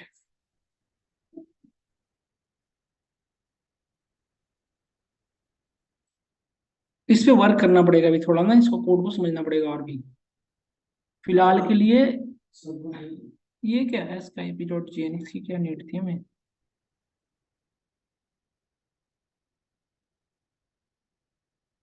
नहीं यार एक गलत हो रहा है कहीं ना कहीं, आपने आई इन कॉलम चला है ठीक है, फिर जे इन आई उस आई के अंदर गया, और अब जे माइनस मिन, एक मिनट रुक जाओ आप, सर एक बार ना मैं, रुको एक सेकंड, ये आपकी बात तो ठीक है, लेकिन ये काम कैसे करेगा? मैं बता रहा हूँ, ब्रेक कर दो एक बार, लूप चला के से ब्रेक करना चाह रहा हूँ मैं, और प्रिंट जे करवा के देख रहा हूँ कि क्या करता है ये, क्या एक एक वैल्यू को दिखा रहा है नहीं दिखा रहा है, नहीं यार ये तो बिल्कुल डेटा ही गलत आ रहा है, देखो क्या आ रहा है, अच्छा ये गड़बड़ पता है क्या हो रहा है, वो कॉलम के नेम को फाइंड कर रहा है, डेटा के अंदर तो जा ही नहीं पा रहा, देखो ये गलत क्या हो रहा है, टोटल पॉइंट, ये टोटल पॉइंट क्या था आपका, पहला कॉलम था, देखो पहला कॉलम का नेम था, सिर्फ कॉलम का नाम लिया है। कॉलम और कैरेक्टर पे थोड़ी हमारा जेड स्कोर फाइंड कर पाएंगे इसमें, तभी तो गलत आ रहा है, हमें इसके अंदर जाना है ना, अब इसको अगेन वर्क करना पड़ेगा इसके अंदर और भी काम, समझ रहे हैं। तो ये थोड़ा सा टीडियस है, मतलब मजा आएगा लेकिन करने में, कोडिंग करने में मजा आएगा यदि आप इसको इंटरेस्ट से करोगे तो। सर इसमें चार ही दिखा, लेकिन वहां तो डेटा बहुत सारा अलग है। कहाँ पे दिख रहा है? 4 ही तो कॉलम है। अरे डीएफ डॉट हेड कर रहे हैं ना, ये तो क्यों भूल गए क्या? डीएफ डॉट हेड से स्टार्टिंग के 5 दिखाता है, तो दो में लिखेगा तो पूरा तो डेटा। 5 ही तो दिखाएगा ना स्टार्टिंग से। अच्छा चार, अच्छा जीरो से स्टार्ट, ठीक और है। 12 करेंगे कैसे? भूल गए? नहीं समझ रहे हो? ये पूरी डेटा कैसे दिखेगी यहाँ पे? सही है ना सर? एक आज साथ पूरी तरह से दोनों सामने। है ना। अभी एक डेटा और दिखा रहा हूँ, देखो अभी तक हमने जितने भी डेटा देखा ना उसमें किसी भी डेटा को वो नॉर्मली डिस्ट्रीब्यूटेड नहीं देख पाए हैं आप, है ना। एक डेटा में दिखा रहा हूँ जो कि नॉर्मली डिस्ट्रीब्यूटेड है, एग्जिस्ट करता है। देखिए वो डेटा का नाम है iris data set, I think D1 equal to, suppose करिए डेटा, न्यू डेटा कर लिया, SNS dot load, load data set, data set, और इसमें आप करिए आइरिस के डेटा सेट फाइंड, आइरिस।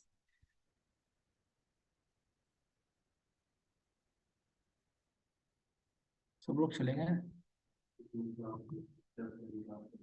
सब लोग चले गए? डेटा डॉट हेड करके देखिए, वेरी गुड, ये डेटा आ गई आपकी। ये क्या, ये वही डेटा था ना जो आपने आइरिस के डेटा से डाउनलोड करके मैंने आपको दिया था, याद करो। ये डायरेक्टली यहाँ से इंपोर्ट हो सकता था, लाइब्रेरी है सी बॉन्ड का, तो डायरेक्टली आप कर लो, ठीक है। देन अब इसमें देखो, एक एक करके देखो, तो इस पे किसी पे वर्क कर रहा है बेटर वर्क। मैं एक बार सेपल वेंथ पे करके देखता हूँ, फिर सेपल वेंथ पे करके देख लो एक बार आप।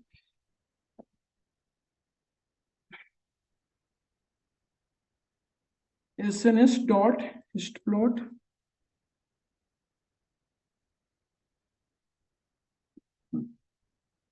डेटा, इसके अंदर ये पास कर दो सेपल वेंथ। अच्छा हाँ, KD इक्वल टू ट्रू नहीं किया ना, इसलिए इस तरह से आ रहा है KD equals to true.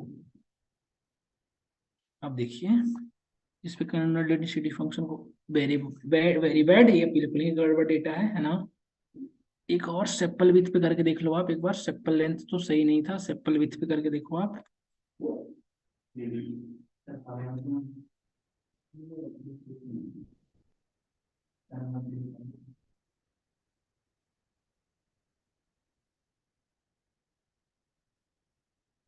Sepal with appro, नहीं नहीं, परफेक्ट नॉर्मली डिस्ट्रीब्यूटेड है डेटा, देखो आप, sepal with normal distributed data है ना, इस तरह के डेटा सेट जहां पे दिखे, that is the, this is the normally distributed data, actually है ये नॉर्मली डिस्ट्रीब्यूटेड डेटा। क्या आप इसे देख पा रहे हो? सारे 0.2 लिया तो हम्म, क्या है? देखो आप, एग्जैक्ट सेपल विथ आपका नॉर्मली डिस्ट्रीब्यूटेड है। एक और होता है काउंट प्लॉट, काउंट प्लॉट का यूज पता है क्यों करते हैं? काउंट प्लॉट का यूज करते हैं नंबर ऑफ काउंटिंग चेक करने के लिए, उसको देखो मैं उसको भी दिखा देता हूँ। जैसे स्पीसीज में देखो आप, एक कैटेगरिकल डेटा है ना, देखो कैटेगरिकल डेटा में हमेशा यूज करते थे आप, याद होगा आपको, यूनिक के थ्रू आप नंबर ऑफ काउंट चेक करते थे कि यस कितना नंबर है और नो कितना है। इसके थ्रू आगे जाके हम पढ़ेंगे इनबैलेंसिंग और बैलेंसिंग का कॉन्सेप्ट पता चलता है कि हमारे डेटा, हम अपने डेटा को बैलेंस करते हैं, कि अनबैलेंस डेटा को बैलेंस करते हैं। मतलब जैसे कि क्या होता है ना, कभी कभी डेटा में कि आपके डेटा में मल्टीपल यस है, 3000 यस है, तो टोटल 4000 डेटा, उसमें सपोज करो आप कि 3000 डेटा यस है कैटेगरी और 1000 नो है। एनालाइजेशन बिल्कुल नहीं हो पाएगा ना यहाँ पे, तो उसके लिए क्या करते हैं, अपने डेटा को बैलेंस करते हैं। बैलेंस करने में क्या करते हैं, यस और नो को, जो मिनिमम है उसको मैक्सिमम थोड़ी बढ़ा लेते हैं, थोड़ी सी बढ़ाते हैं, और मैक्सिमम को थोड़ी मिनिमम कर लेते हैं, जिससे हमारी डेटा बैलेंस हो जाती है। तो हम आगे कॉन्सेप्ट में से आगे करेंगे, फिलहाल के लिए मैं स्पीसीज पे आपको काउंट प्लॉट ड्रा करके दिखा रहा हूँ। SNS dot count plots, count plot, इसके अंदर आप डेटा, मैं कैटेगरिकल पे ही ज्यादा बेटर वर्क करता है, इसलिए स्पीसीज को मैंने लिया है। आप लोग समझ रहे होंगे कि इस काउंट प्लॉट लेने का क्या नीड है।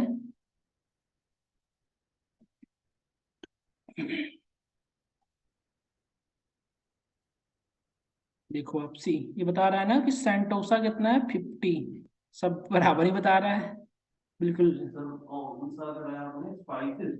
हाँ स्पीसीज का, किसी और का करके देखने से कोई फायदा नहीं होगा ना, क्योंकि बाकी डेटा क्या है आपका, कैटेगरिकल डेटा है ना, सॉरी वो है कंटिन्यूअस डेटा है ना, तो कैटेगरिकल डेटा कहीं काउंट प्लॉट ज्यादा बेटर रहेगा देखना।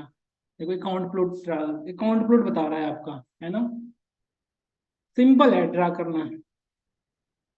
तो आपने एक चीज नोटिस किया, सी और नाप को अलग से पढ़ने की नीड है, इसी में साथ साथ करते चले जाएंगे, बताओ यस और नो। साथ ही करने को बेटर है कि बाद में वहां पर भी कोई नहीं, मेरा कहने का सेंस है कि अब अलग से एक बार सी और नाप की क्लास चलती 2 दिन 5 दिनों की, उससे बेटर है ना कि साथ के साथ चीजें सीखते चले जाएंगे हम, जो हमें यूज करना हो तो हम कर ही रहे हैं ना। तो इस तरह से आप हर एक डेटा पे करके देखना। अब आप देखिए जेड स्कोर कैलकुलेट किस किस पे हो सकता है, इन तीनों पे ही हो सकता है ना। देखिए सेपल विद इस पे करने से कोई फायदा है, स्पीसीज पे तो करोगे ही नहीं। हाँ, जब कैटेगरी हटाएगा तो वहां पे वर्क ही नहीं करेगा, वो इरर आ जाए, इरर नहीं शो करेगा, कुछ नहीं वर्क करेगा, आपका एनालाइजेशन सही नहीं आएगा, कुछ रिजल्ट नहीं दिखाएगा मतलब, है ना। क्योंकि वो जेड स्कोर में जो आई माइनस मीन फाइंड करेगा तो मीन की वैल्यू 0 हो जाएगी। ड्रॉप कर लीजिए, हाँ कर सकते हैं, ड्रॉप करके बिल्कुल वो भी कर सकते हो, वेरी गुड। ड्रॉप करके बाकी का एनालाइजेशन आप कर लीजिए, उसको बाद में कर लीजिए। हाँ, और उसको आप बाद में कर ले सकते हैं इस तरह से, है ना। तो ये रहा आपका, ये टॉपिक है। थोड़ा सा हम एक न्यू टॉपिक और मूव करते हैं, प्रोबेबिलिटी, जो हम अभी कवर करेंगे। प्रोबेबिलिटी में थोड़ा सा डिफिनेशन वगैरह देख लेते हैं, क्योंकि आगे उसका यूज करेंगे, है ना। तो आज की डाटा बता रहे हैं उसमें ratio table data score table, हाँ उसको जस्ट वेट, उसको भी कर रहे हैं। उन्हें वो थी एक वेबसाइट्स थी वो, मैं भूल रहा हूँ नेम, एसएनएस कुछ करके था, किसी ने डाला था बहुत अच्छा, वो पूरा प्रॉपर जेडर स्कोर टेबल डाला हुआ था। मैं आपको ग्रुप में यदि शेयर कर दूंगा, मेरा मैं ना किसी ग्रुप में शेयर किया हूँ 10:30 वाले ग्रुप में, या नहीं क्यों, मैं कहीं मिलेगा ना तो मैं आपको शेयर कर दूंगा और वो बता भी दूंगा उसी टाइम। वो टेबल बहुत प्रायर है, उसके बिना ये सब जो टेबल है ना, ये किसी किसी ने ऐसे डाल रखा है अधूरी, जो नहीं होता है जिसके पास नॉलेज की वो है थोड़ी बहुत, उन्होंने कर रखा और उसी के भी आप उन्होंने जेड स्कोर टेबल क्रिएट कर दिया। वो मिसलीडिंग इन्फॉर्मेशन हो जाएगी, मैं बता भी दिया ना तो बाद में आप मिसलीड होंगे, कहीं आपको जेड स्कोर टेबल डिफरेंट दिखेगी, कहीं डिफरेंट दिखेगी, कहीं डिफरेंट दिखेगी, तो सही नहीं है। मैं आपको शेयर कर दूंगा वो वाली। नेक्स्ट वन, थोड़ी डिफरेंट टॉपिक और मूव करें, थोड़ी सी वो हिस्ट्री पढ़ लेते हैं ना, सॉरी हिस्ट्री नहीं, थ्योरेटिकल वाला पार्ट कवर करते हैं। देखिए, और probability, what is the probability, इसीलिए तो होने ना होना है ना। प्रोबेबिलिटी इज नथिंग बट, यदि वर्बली से डिफिनेशन डिफाइन किया जाए तो probability is nothing but it is a measure of likelihood of an event. एक इवेंट कितनी बार लाइकहुड हो रहा है उसकी, उसी वही काउंट करता है प्रोबेबिलिटी, है ना। जैसे कि सपोज करिए एक रोल की डाइस किया आपने, तो यही टोटल नंबर ऑफ आउटकम्स होते हैं, सॉरी यही आउटकम पॉसिबल है, 1 2 3 4 5 6, है ना। तो इसकी यदि मैं क्वेश्चन करूं आपसे कि what is the probability of 6, तो आप सिंपली क्या करेंगे, number of way event can occur divided by total number of outcomes, है ना। तो 1/6 ये आपका ये प्रोबेबिलिटी निकल गया। ये एक्चुअली मैं जस्ट आपको रिमाइंड करा रहा हूँ, आपको भाई सब याद है, जस्ट मैं रिमाइंड करा दे रहा हूँ क्योंकि इसका यूज करूंगा मैं आगे जाके। टॉस ये जो हेड टेल का करना है तो हेड का 1/2 हो जाएगा, टेल का 1/2 हो जाएगा। एनी वन है, मेरी डाउट आ रहा हो तो प्लीज अगेन आप मुझे बताना, मैं एक बार डिस्कस कर लूंगा फिर से इस पे, यदि किसी को नहीं आ रहा हो तो आगे मूव करते चले जाएंगे। देन इंपॉर्टेंट ये पॉइंट है हमारे लिए, वो तो आपका जस्ट डेमो था, ये हमें यूज करना है, एडिशन रूल ऑफ प्रोबेबिलिटी, इसको और कुछ लोग बोलते हैं, या कुछ लोग इसे, हेलो, हेलो,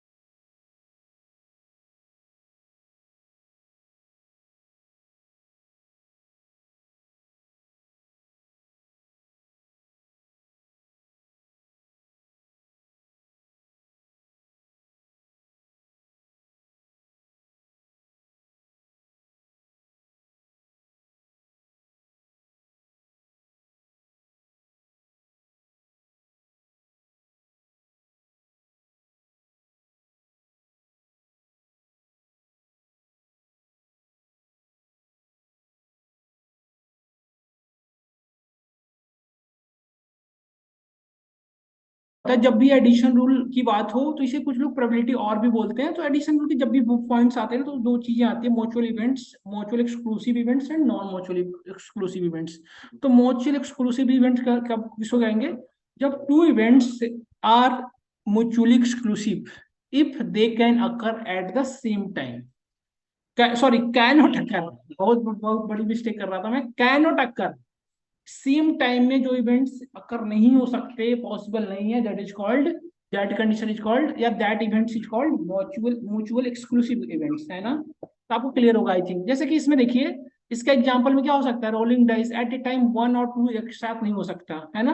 तो सपोज करिए यदि मैं आपसे क्वेश्चन करूं कि probability of 1 and probability of 2 क्या है, दोनों का probability of 1 and probability of 2, तो आप ये दोनों क्या है, म्यूचुअल एक्सक्लूसिव कंडीशन है, दोनों एक साथ कभी अकर ही नहीं कर सकते, है ना। सेम थिंग्स क्वाइन का भी, हेड और टेल तो एक से दोनों नहीं अकर हो सकता, आइदर हेड होगा या आइदर टेल होगा, दोनों एट ए टाइम नहीं होगा, है ना। नॉन म्यूचुअल एक्सक्लूसिव कंडीशन का एग्जांपल क्या हो सकता है,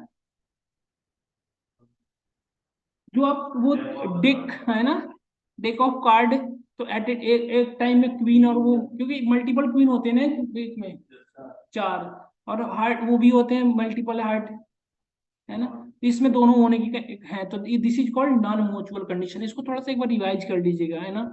तो यहाँ पे क्वेश्चन हो सकता है क्या, if I toss a coin what is the probability of coin coin loading landing on heads या टेल। तो पहले तो ये चेक करिए कि म्यूचुअल एक्सक्लूसिव कंडीशन है या नॉन म्यूचुअल एक्सक्लूसिव है।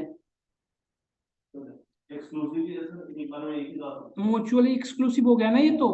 म्यूचुअल एक्सक्लूसिव कंडीशन के लिए देखिए ऐसे करते हैं, यहाँ पे फाइंड करना है, पहला प्रोबेबिलिटी क्या आपको है कि what is the probability of heads and tail. तो probability of heads and tail दोनों का निकालना पड़ेगा। तो देखिए फार्मूला होता है एक्चुअली, प्रोबेबिलिटी ऑफ ए और बी यदि हो म्यूचुअल एक्सक्लूसिव कंडीशन का, तो probability of A plus probability of B कर देते हैं, सिंपल। जब ये म्यूचुअली एक्सक्लूसिव कंडीशन हो तो इंपॉर्टेंट है ना। तो यहाँ पे आपका प्रोबेबिलिटी ऑफ ए कितना हो सकता है, 1/2 हेड आने का और टेन आने का भी 1/2, 1/2 प्लस 1/2 1 होगा, है ना। तो प्रोबेबिलिटी ए और बी का क्या हो जाएगा, 1। अच्छा, डायस का यदि करना हो तो क्या बता सकते हैं आप, यदि डायस का ये हो कि 1 3 6 आने की क्या प्रोबेबिलिटी है, सबको आप ऐड कर देंगे तो probability of 1 3 and 6, probability of 1 आने की तो 1 है, 1/6, 3 आने का भी 1/6 चांसेज है, 6, ठीक है ना। प्रोबेबिलिटी ऑफ 6 आने के भी चांसेस 1/6 है। प्रोबेबिलिटी ऑफ मतलब म्यूचुअल एक्सक्लूसिव करने का ये सेंस हुआ कि जितने भी इवेंट्स हैं उनके इक्वल चांसेस हैं अकर होने के। सिंपल रैंडम सैम्पलिंग से आप इसे कनेक्ट कर पा रहे होंगे, है ना। जिसकी वैल्यू आ रही 0.5। नॉन म्यूचुअल एक्सक्लूसिव का एक एग्जांपल करके देखते हैं। जैसे सपोज करिए you are picking a card randomly from a deck, what is the probability of choosing a card that is a queen या हार्ट। तो टोटल नंबर ऑफ कार्ड कितने होते हैं, 52, है ना। क्वीन की का प्रोबेबिलिटी क्या है, 4, तो 4/52, है ना। हार्ट आने का कितना होता है, हार्ट कितने होते हैं टोटल नंबर, 39, 13/52, है ना। नाउ यहाँ पे क्वीन एंड हार्ट है, क्वीन एंड हार्ट करने का सेंस क्या हुआ, ये म्यूचुअल एक्सक्लूसिव की बात कर रहा है, तो एट ए टाइम, हाँ हाँ, तो यहाँ पे 1/52 होगा, समझ रहे हैं ना। एट ए टाइम तो एक ही कोई अकर होगा ना। फिर एडिशनल रूल तो यहाँ पे डिफरेंट हो जाता है, म्यूचुअल एक्सक्लूसिव का एडिशनल रूल डिफरेंट होता है, नॉन म्यूचुअल का डिफरेंट होता है। जब नॉन म्यूचुअल की बात होता है तो क्या, उसमें ए एंड बी जीरो हो जाता है। हाँ हाँ, तो पी यदि ए और बी का निकालना है तो इस तरह से कैलकुलेट करते हैं आप, probability of A plus probability of B minus probability of A and B, है ना। तो एक तो था हेड एंड टेल का ये, फिर क्वीन और हार्ट का, तो प्रोबेबिलिटी ऑफ क्यू कितना हो गया, 4/52, हार्ट का 13/52, और क्वीन एंड हार्ट का क्या होगा, इसको इंटरसेक्शन कहीं कहीं दिखा देखेंगे आप, तो कंफ्यूज नहीं होना है, कहीं कहीं इसको इस तरह से लिखा हुआ रहता है, प्रोबेबिलिटी इस तरह से, हाँ ये इंटरसेक्शन में लिखा हुआ होता है, तो आप कंफ्यूज ना होंगे, यही सेम चीज होता है। यूनियन का कहने का सेंस हुआ इंटरसेक्शन, मतलब कॉमन, है ना। तो ये फाइंड होगा, तो टोटल नंबर 16/52 होगा यदि आप काउंट करेंगे तो। क्वीन एंड हार्ट आने की प्रोबेबिलिटी क्या है, 16/52, है ना। जो कैलकुलेट करके आंसर आएगा वही होगा। बट ये नॉन म्यूचुअल एक्सक्लूसिव कंडीशन है, तब ये वाला फार्मूला लगाएंगे आप, है ना। ये इंटरव्यू में सब क्वेश्चन पूछे जाते हैं स्टैट्स के, what is the equation of non mutual exclusive, what is the probability of non, हाँ जी दिखाना पड़ेगा आप, और इसका यूज करोगे आप बायस थ्योरम में आगे, ये पढ़ जो रहे हो ना, हाँ बिल्कुल अभी आएगी, जस्ट आ जाएगी। अब मल्टीप्लिकेशन रूल, एक तो आपने देखा प्रोबेबिलिटी का एडिशन रूल, उसमें दो चीजें थी ना हमको, म्यूचुअल और नॉन म्यूचुअल। जब आप मल्टीप्लिकेशन की बात आता है ना, तो इसमें दो चीज अगेन आती है, इंडिपेंडेंट और इंडिपेंडेंट इवेंट्स और नॉन इंडिपेंडेंट, या डिपेंडेंट आप कह सकते हो इसे।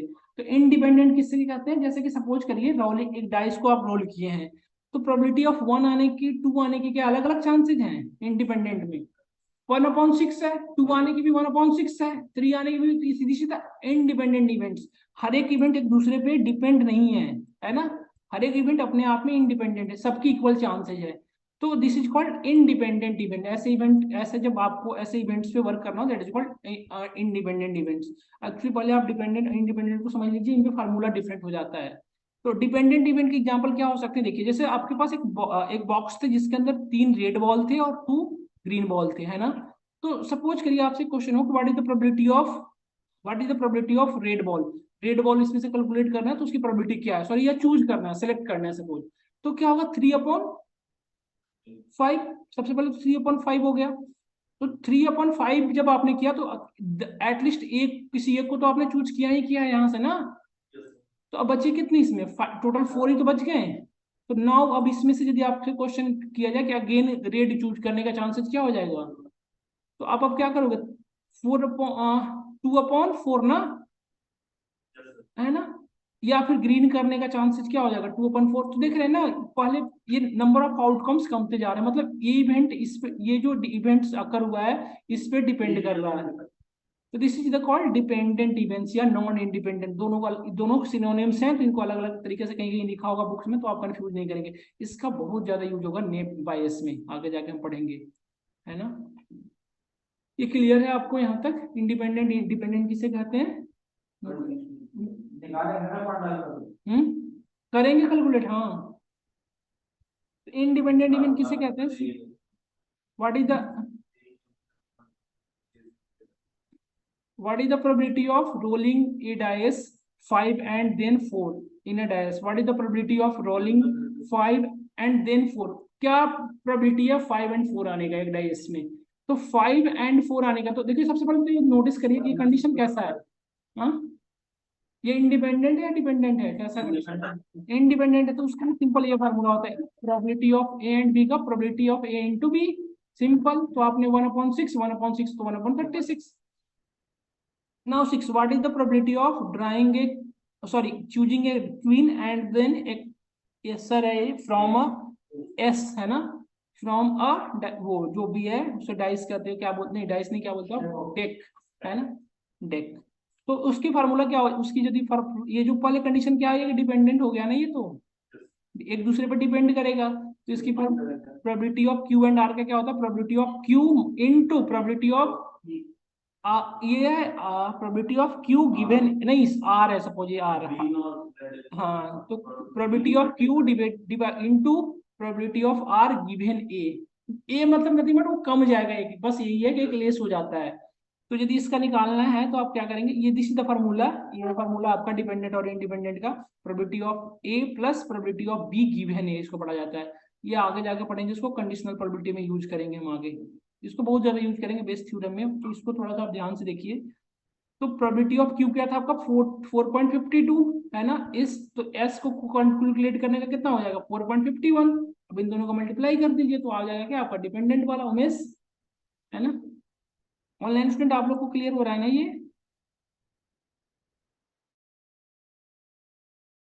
बताया। देखिए सबसे पहले ना परमुटेशन कॉम्बिनेशन करते कैसे हैं वो समझ लीजिए, करें ना, आगे बढ़ेंगे सब लोग, ऑनलाइन स्टूडेंट मूव करें आगे। यस कमल सुधीर, ओके। देखिए जैसे कि एक स्कूल ट्रिप पे आप किसी बच्चों को ले गए और बच्चों को आप सपोज ये चॉकलेट फैक्ट्री में ले गए हैं सपोज आप, ठीक है। वहां पर डिफरेंट डिफरेंट टाइप के चॉकलेट हैं, सपोज डेयरी मिल्क 5 स्टार, ये इस तरह से सारे चॉकलेट अवेलेबल हैं, है ना। डेयरी मिल्क 5 स्टार, मिल्की बार, एक्लेयर्स, फिर जेम और सिल्क, ये इस तरह के टॉफियां अवेलेबल है ना। अब आप स्टूडेंट को आप एक असाइनमेंट दिया गया कि सडनली आप जाओ, ठीक है, और जो आपको दिखे जितने उसमें 3 टॉफी के नेम मेंशन करना है आपको, है ना। आपको क्या करना है, हमेशा 3 टॉफी के नेम मेंशन करना है, ठीक है। तो यहाँ पे क्या होगा देखिए, तो यहाँ ये पहले ये बता सकते हैं आप ये कैसा ये डिपेंडेंट है या इंडिपेंडेंट है, डिपेंडेंट हो गया ना ये। हाँ तो देखिए जैसे कि अब आपको कितने नंबर ऑफ असाइनमेंट, कितने 3 चॉकलेट का नेम मेंशन करना है ना। तो एक बच्चा गया सपोज फैक्ट्री के अंदर, उसने देखा सबसे पहले उस ये टॉफी थे, उसने सडनली कोई एक टॉपिक उसको गया और उसका नेम मेंशन कर दिया। तो जब उसने फर्स्ट टाइम जो नेम मेंशन कर रहा था तो उससे उसके समय उसके पास कितने ऑप्शन थे टोटल? 6 ना उमेश? देन उसने एक बार एक टॉपिक का नेम मेंशन कर दिया, देन उसके बाद सेकंड के पास कितने ऑप्शन बचे हैं? 5 ही तो बचा है। 5 में से किसी एक को सेलेक्ट करेगा, है ना? सपोज दूसरा भी कोई टॉपिक सेलेक्ट कर लिया फर्स्ट सेकंड, तो बचा आपके पास कितना ऑप्शन? 4 ही ना? तो 4, ये 4 सेलेक्ट करिए। एक्चुअली टोटल नंबर ऑफ जो टॉपिक है ना यहाँ पे 6 हैं, इसके अकॉर्डिंग वर्क कर रहा है। Hello, good evening. हाँ मैं ना 10 मिनट में करता हूँ, मैं पंच आउट कर रहा हूँ। ठीक ठीक। देन देन यहाँ पे 6 इंटू 5 इंटू 4 कर लिया तो आपका आंसर आ रहा है 120। 120 जो ये आया ना, क्या 120 तरीके से ही वो चूज कर सकता है ना यहाँ पे? नंबर ऑफ, यदि वो बात करें नंबर ऑफ क्या सिलेक्शन, नंबर ऑफ सिलेक्शन क्या हो सकता है? 120, है ना? यही टोटल। तब या इसमें से इसका मतलब एक्चुअली कहने का सेंस ये हुआ कि या तो उसने पहले बार में इतने नंबर ऑफ वो कॉम्बिनेशन बन सकते हैं। यदि आप 3 टॉपिक के कॉम्बिनेशन बनाओगे तो नंबर ऑफ कॉम्बिनेशन कितने हो सकते हैं? Total number of combination 120। जैसे आपने एक बार डेयरी मिल्क लिखा, जेम जेम मिल्की, फिर मिल्की जेम डेयरी, इस तरह से आपने बनाया total number. Then total number of कितने बनेंगे? 120। इसी को कहा जाता है permutation. This is called permutation. इसका एक फार्मूला होता है क्या कि परमुटेशन का फार्मूला होता है NPR equal to factorial of n divided by n minus r. n क्या है? टोटल नंबर ऑफ आउटकम्स, है ना? 6 डिवाइडेड बाई ये r क्या है? आपका number of item that have selected, जो आपको सेलेक्ट करना है ना? तो आपको कितना सेलेक्ट करना था? 3, तो 6 अपॉन 6 माइनस 3, तो 6 into 5 into 4 into 3 divided by 3, देखो 120 आ रहा है। परमुटेशन से क्या करते हैं? Number of possible combination create करते हैं परमुटेशन से। और कॉम्बिनेशन से क्या करते हैं? अब आपको क्या कर दिया ना, रेस्ट्रिक्ट कर दिया गया कि अब सेम थिंग्स को रिपीट नहीं करनी है। जो एक कॉम्बिनेशन बन गया उस कॉम्बिनेशन को फिर से रिपीट नहीं होनी है। समझ रहे हैं ना? Then you can use combination. जैसे आपने कहने का सेंस हो कि एक बार जो ये कॉम्बिनेशन बन गया, डेयरी जेम्स एक्लेयर बन गया, अब फिर से ये वाली कॉम्बिनेशन नहीं बननी चाहिए। मतलब ऐसा नहीं कि एक्लेयर्स को आप पहले लिख दिए, जेम्स को बाद में लिख दिया और डेयरी को लिख दिए, तो फिर इसको उल्टा करके आपने फिर एक कॉम्बिनेशन बना दिया। नहीं, ये पॉसिबल नहीं है। उसमें पॉसिबल था, किसमें? परम्यूटेशन मैटर नहीं में करेगी। तो कॉम्बिनेशन में एक बार जो आप कॉम्बिनेशन बना दिया, अब ये कॉम्बिनेशन बन नहीं पाएगी, है ना? तो इसको, इस फार्मूला को, इसके लिए फार्मूला है NCR, factorial of n divided by r into n minus r का फैक्टोरियल। तो r का factorial into n minus r का फैक्टोरियल, तो 6 का फैक्टोरियल माइनस 3 का फैक्टोरियल माइनस 6 माइनस 3 का फैक्टोरियल। 3 क्या है आपको पता है ना? 3 जो फाइंड करनी है, जिसको सेलेक्ट करनी है आपको, नंबर ऑफ सिलेक्शन।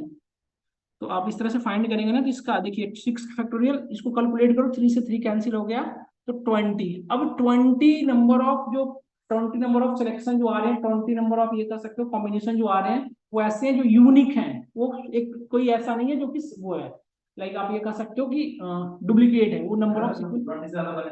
हाँ हाँ हाँ हाँ हाँ तो ये हो गया आपका कॉम्बिनेशन। अब इसका आगे यूज करेंगे पी वैल्यू पे, इसको हम आगे करेंगे कवर। ठीक है, ठीक है, इसको आगे करेंगे हम लोग कवर।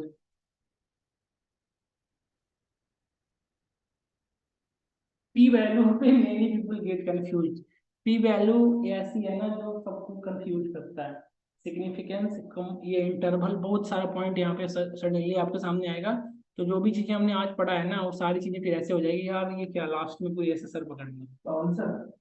हाँ, तो आज की क्लास में ये ओवर कर रहा हूँ। एक बार इसका आइडिया दे दो हल्का सा। हाँ बता दे रहा हूँ। फायदा क्या होगा? हाँ अगली क्लास के अंदर हमको ये बिल्कुल नया नहीं लगेगा। ठीक है, बता रहा हूँ। जैसे कि एग्जांपल जो ये दिख रहा है ना आपको, ये माउस पैड का एग्जांपल है। ये माउस बनाया हुआ है जो आपके कंप्यूटर पे होता है। ये राइट क्लिक है आपका, ये लेफ्ट क्लिक है ना? तो देखो एक चीज देखते होगे आप कि जहां पे आप यूज करते हैं ना हमेशा, उस पे एक डिफरेंट टाइप का सर्कल बन जाता है। किसी के सिस्टम में ऐसे बनता है, किसी के सिस्टम में ऐसे बनता है, सबका अलग अलग रहता है। तो ये ऐसे कहा क्यों बनता है? वहां पे नंबर सबसे ज्यादा वो टच करते हैं, है ना? तो पी वैल्यू क्या बताता है? नंबर ऑफ टाइम वहां पे सबसे ज्यादा हिट कर रहा है वो, तो पी वैल्यू ये फाइंड करता है। तो यहाँ पे ना ये डिस्ट्रीब्यूशन मैटर करता है कि जो पी वैल्यू किसके अकॉर्डिंग आ रहे हैं डिस्ट्रीब्यूशन। है ना। तो पी वैल्यू वो आती है आपकी number of touching point. That means suppose करिए यहाँ पे p इक्वल टू 0.10 है, p की वैल्यू क्या है 0.10, मतलब दैट मीन्स कि 80% जो 80% टाइम जो है इसी एरिया में आपकी हैंड मूव किया है, समझ रहे हैं। p की वैल्यू 0.9 होती है, दैट मीन्स क्या 90%, है ना। सपोज अब इस एरिया का सपोज करिए इसमें मूव करा होता है, इस तरह से एरिया रहता है इसका सपोज आपका, और इसके ये p इसकी p वैल्यू रहती सपोज 0.2, तो दैट मीन्स ये एरिया में आपने 20% टाइम्स टच किया है। ये सब एरिया ऐसा होता होगा जो कि 0.2 होगा समथिंग। ये जो एरिया है उसमें क्या है 0.8, मतलब सबसे ज्यादा नंबर ऑफ टचिंग पॉइंट, मतलब सबसे ज्यादा डेटा सेट इसी के बीच में वर्क कर रहा है ना पी वैल्यू। और पी वैल्यू के थ्रू हम कॉन्फिडेंस इंटरवल फाइंड करते हैं। कॉन्फिडेंस इंटरवल क्या होता है कि अब थोड़ा सा ज्यादा हो रहा है, नहीं सही जा रहे हैं ना। क्योंकि सर अभी अगर नहीं भी समझ में आया तो अगली बार हाँ अरे यार मेरी ना मीटिंग एंड हो जा रही है बार बार, हाँ नहीं सही चल रही है, ठीक है। तो देखिए ये पी वैल्यू आई थिंक आपको क्लियर हो रहा होगा, है ना, कि पी वैल्यू का काम क्या आगे पढ़ेंगे आप। हाँ पी वैल्यू उसका नेम ही है, पी वैल्यू।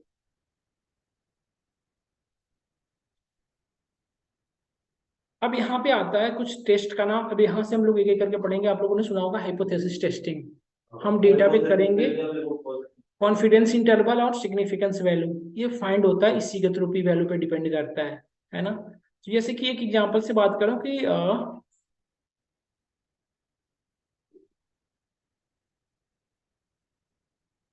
अपना शुरू कहाँ से करूं मैं ये सोच रहा हूँ, क्योंकि हर एक वो रिलेट कर रहा है। हाइपोथेसिस टेस्टिंग टेस्टिंग समझे बिना आप कॉन्फिडेंस इंटरवल नहीं समझ पाएंगे, इसके समझे बिना सिग्निफिकेंस नहीं समझ पाएंगे, है ना।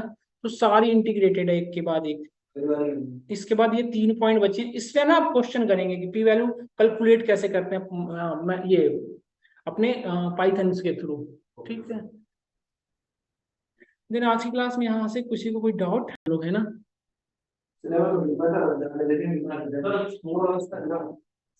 क्लास के अंदर बिल्कुल थोड़ी सी टाइम बढ़ा रखते हैं अभी कई मिनट में, क्योंकि ऐसा लग रहा है कि इसके बाद में ही जो चीजें होंगी वो बहुत ज्यादा इंपॉर्टेंट है।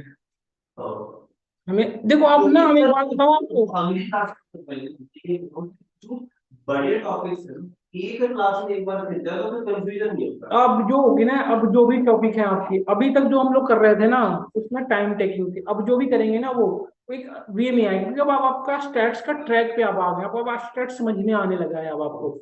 तब आप ना स्प्लिट चलेंगे हम, हाइपोथेसिस टेस्टिंग, एनोवा टेस्टिंग, कायोस्का टेस्टिंग, दो टेस्टिंग एक क्लास में निकल सकती है हमारी, है ना।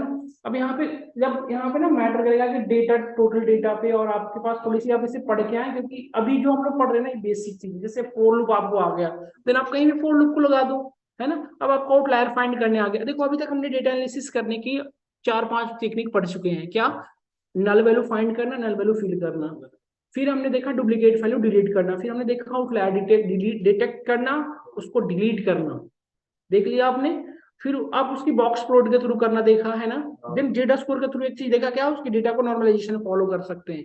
देन आज जो हम लोग पढ़ रहे थे प्रोबेबिलिटी पढ़ रहे थे, इसका यूज आगे करेंगे डायरेक्टली हाइपोथेसिस टेस्टिंग में।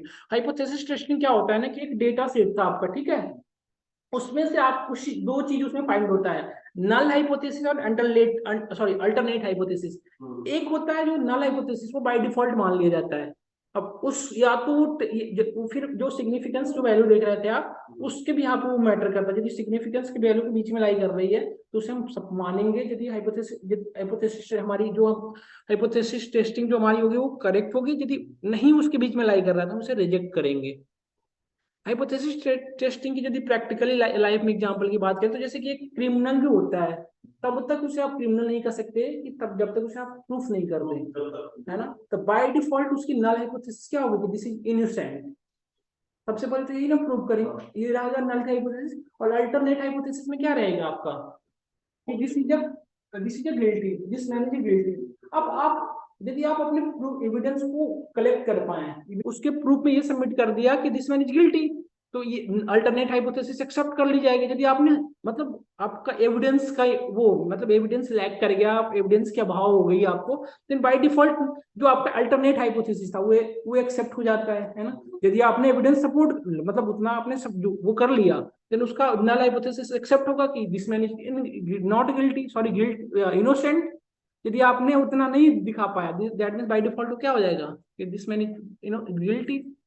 तो दो चीजों पे वर्क करते हैं, नल हाइपोथेसिस अल्टरनेट हाइपोथेसिस। हम करेंगे आगे की क्लासेस में। पूरी की पूरी वैल्यू 0.5 पे लाई करती है। तो जो हम यहाँ पे बता रहे हैं ना कि एविडेंस एविडेंस आपने यदि आप उतना कलेक्ट कर पाए, दैट मीन्स वो हुआ, अदरवाइज नहीं हुआ। तो वहाँ पे पी वैल्यू पे पी सिग्निफिकेंस वैल्यू ही एक आपका एविडेंस होता है कि यदि आपकी जो वैल्यू है इसके बीच में लाई कर रही है, दैट मीन्स आपको रखना है, यदि नहीं लाई करे तो उसे रिजेक्ट करना है। तो आगे ये चीजें हम करेंगे कि करके निकलते बहुत